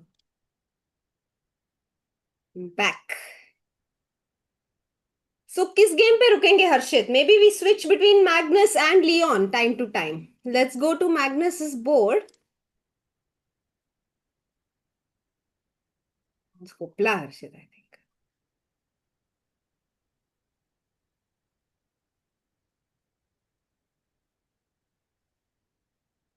ठीक है. Okay, fine. So I think Harshit's camera is. I mean, Harshit will be back. What? Okay. Lots of things happening here. King has come to g5. Hi. I was just acting somewhere. एवढा वेळ acting केलीस तू? You didn't even blink. Got you. Good one. So what do you think, Harshit? What's happening on Magnus's board? King f6 पे आ गया है. Oh, Rook f6. and King one. g5. Oh my goodness. Rook a5. He gave up the e5 pawn also. Rook into g2. Rook e5 and not king g6 like we were looking at because it allows rook f5. King is cut off. So king comes to h4. And for rook f5, we will save the pawn maybe or even take f3. Both the options exist. Man, is this getting scary? It Like, is. let's say FG and look at, like, Tabatabai. He was like, oh, अभी वापस calculate करना पड़ेगा यार इतना सब करने के बाद भी. उफ, FG, F3, Rook F5, King G4. I mean, ऐसा मुझे लग रहा है कि white can just sack his rook. Like, a4 needs F2, to be played, no? Huh. F2, A5. And I just feel like white is not really risking anything, Soumya, because even if I take like rook f2 here, it should be fine. Should be fine, no? Huh. But I think I gave up too many अरे ऐसा pawns. मत कर. हाँ, rook f2 मार exactly. दे यहाँ पे. यहाँ पे हम किंग b5 चुपचाप खेल लेते हैं फिर Yeah. f1 खेलेगा. सॉरी, बिशप नहीं बनाएंगे, क्वीन बनाएंगे. Rook Mhm. Takes and then a7 and eventually black will This is have to the give checks exactly. and make a draw. So guys, in the live position right now, yes, he takes the pawn on g4. I mean, and we were analyzing variations where black goes f3, and then at some point Amin gives up his rook and promotes his a pawn to make a draw. What a fight this has been. Yeah.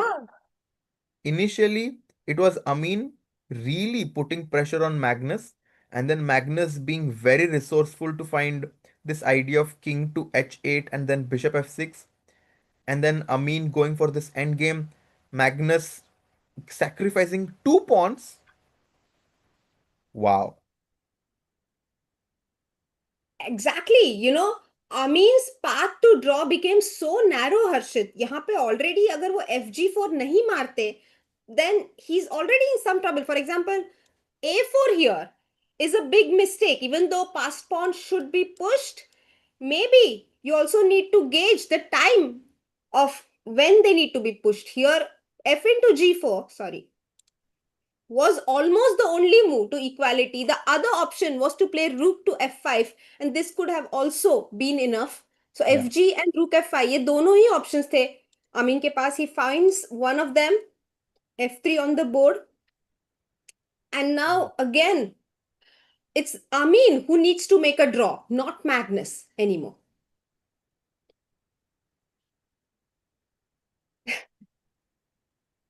Yeah, I feel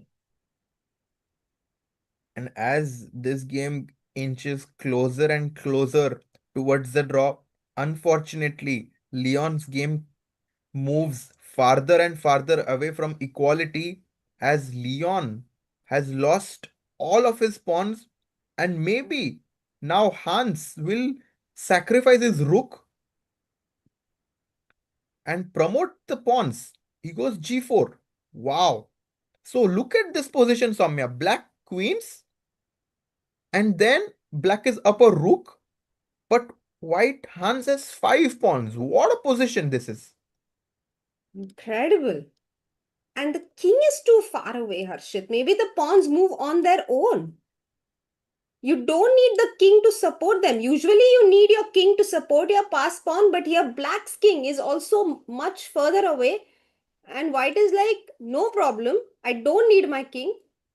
Is I still need to calculate whether it works, but have f4 maybe here. Yeah, f4 is f4, and if you get your pawns on the sixth rank, he makes a queen. So we are going to get this variation on the board. He takes king takes d1, and what will Hans play now? Will he push g5 or will he push h6? He goes g5, the best move in the position. What a game by Hans. g5 played. This is the live position.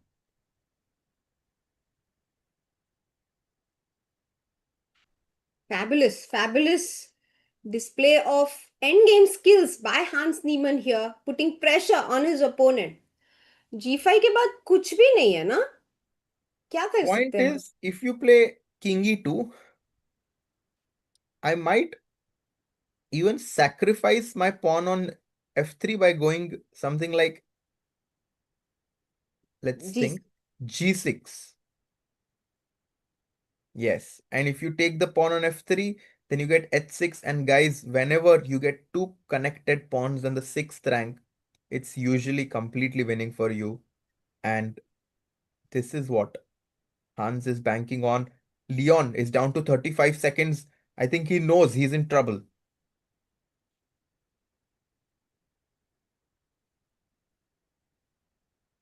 20 seconds.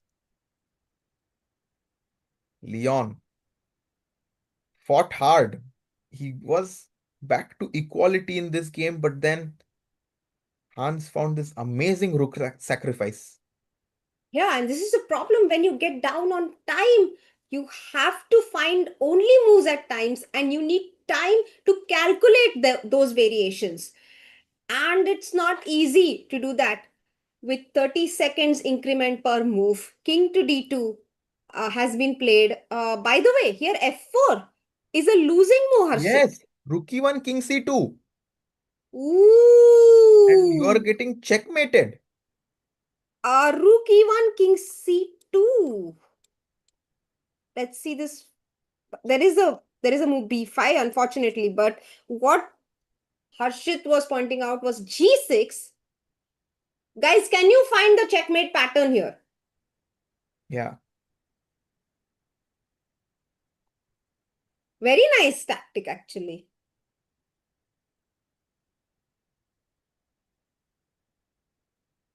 and yes, people have been finding it in the chat. Just rook e8 back exactly, guys. Chaitanya, Rikhil, Vivan, Malik, Itmam, Mridul. Yes, rook e6, rook a6, or rook e8, and it's checkmate. But Hans was accurate. He goes for g6 first, and And now rook e1 will not fall into the same trap because not g7.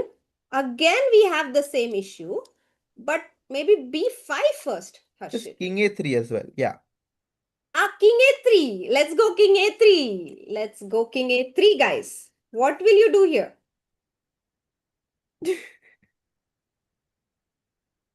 Rook e8 I want to play actually.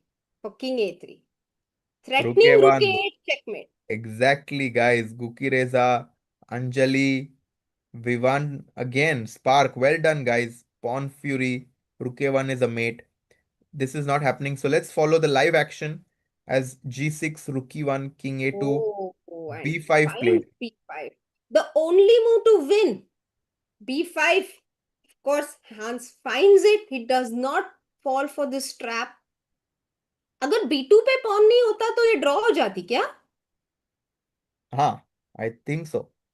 क्योंकि हम rook e8 जाते king a3 king c3 king a4 को भी rook a8 है.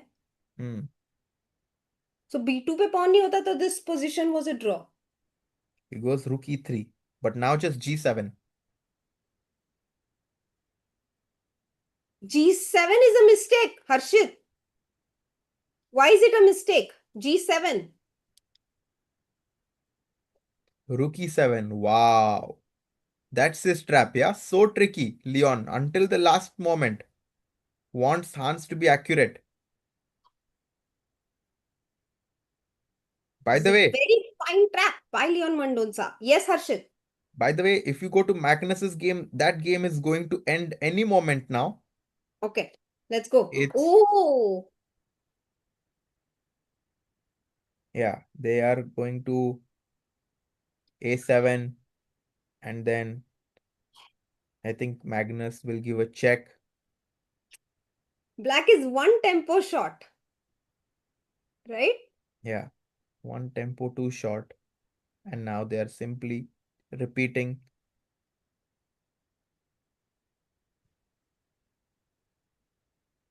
Magnus takes the pawn on A7. King takes A7 and handshake. Wow. Fantastic game by both these warriors. Amin Tabatabai and Magnus Carlsen draw their game in round number 4 at Grenke. Beautiful, beautiful display of chess here. Yeah, all of those fantastic tactical ideas you showed us, Harshit. Beautiful endgame skills by Magnus as well to put pressure on Amin. Amin doesn't crack though. He Yeah. finds the only moves to keep it balanced and end game ends in a draw. A fair result considering the amount of pressure both the players faced in this game so far. Yeah, and it's interesting that it was such a tough game. I guess the players are so tired. This time we don't really see them analyzing.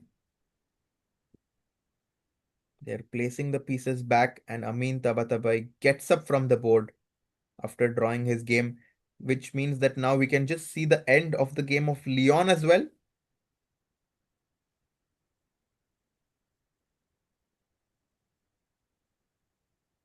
King a3 resolves white's issues of the corner checkmate, which is similar to the back rank checkmate. Just like the king gets cornered on the back rank, it can also get cornered on the corner two files And of resignation.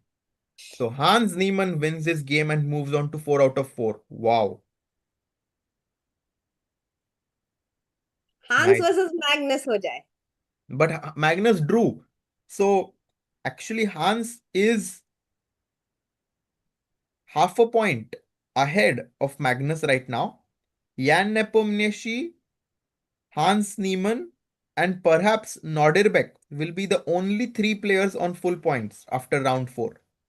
Nodirbeck also drew against Yakuboev. and Vincent Keimer also won his game. So there are a few players on 4 points. Mm-hmm. Uh, Fun game, so fun round so far. Yakuboy is still playing against Harika, but he is likely to win this one. Yeah, I think Yakuboev is completely winning against Harika. Oof, Soumya. Very, very interesting round. I think, the analysis and the fun variations, even though some of them did not happen between the game of Magnus and Hans, was the highlight for me in this round. And then also Hans giving up his rook for 5 pawns and Nihal winning a miniature. I think these were some of the highlights from this game. Round number 5. starts in 2 hours from now. So maybe we can sign off for now and join back in 2 hours. Absolutely, Harshit. A pleasure commentating on these games with you. Thank you so much, chat, for joining us. Do join us again at 7:45 p.m. We'll be back live covering round 5. Bye bye. Take See care. you. Oh, yes. And in the meantime, candidate stream is going to be starting in 30 to 45 minutes from now. So you can tune into that as well, where Sagar and Amruta will be commentating live from Cyprus. Someone needs to stop Sindarov. Who will it be? That's the storyline there. See you guys.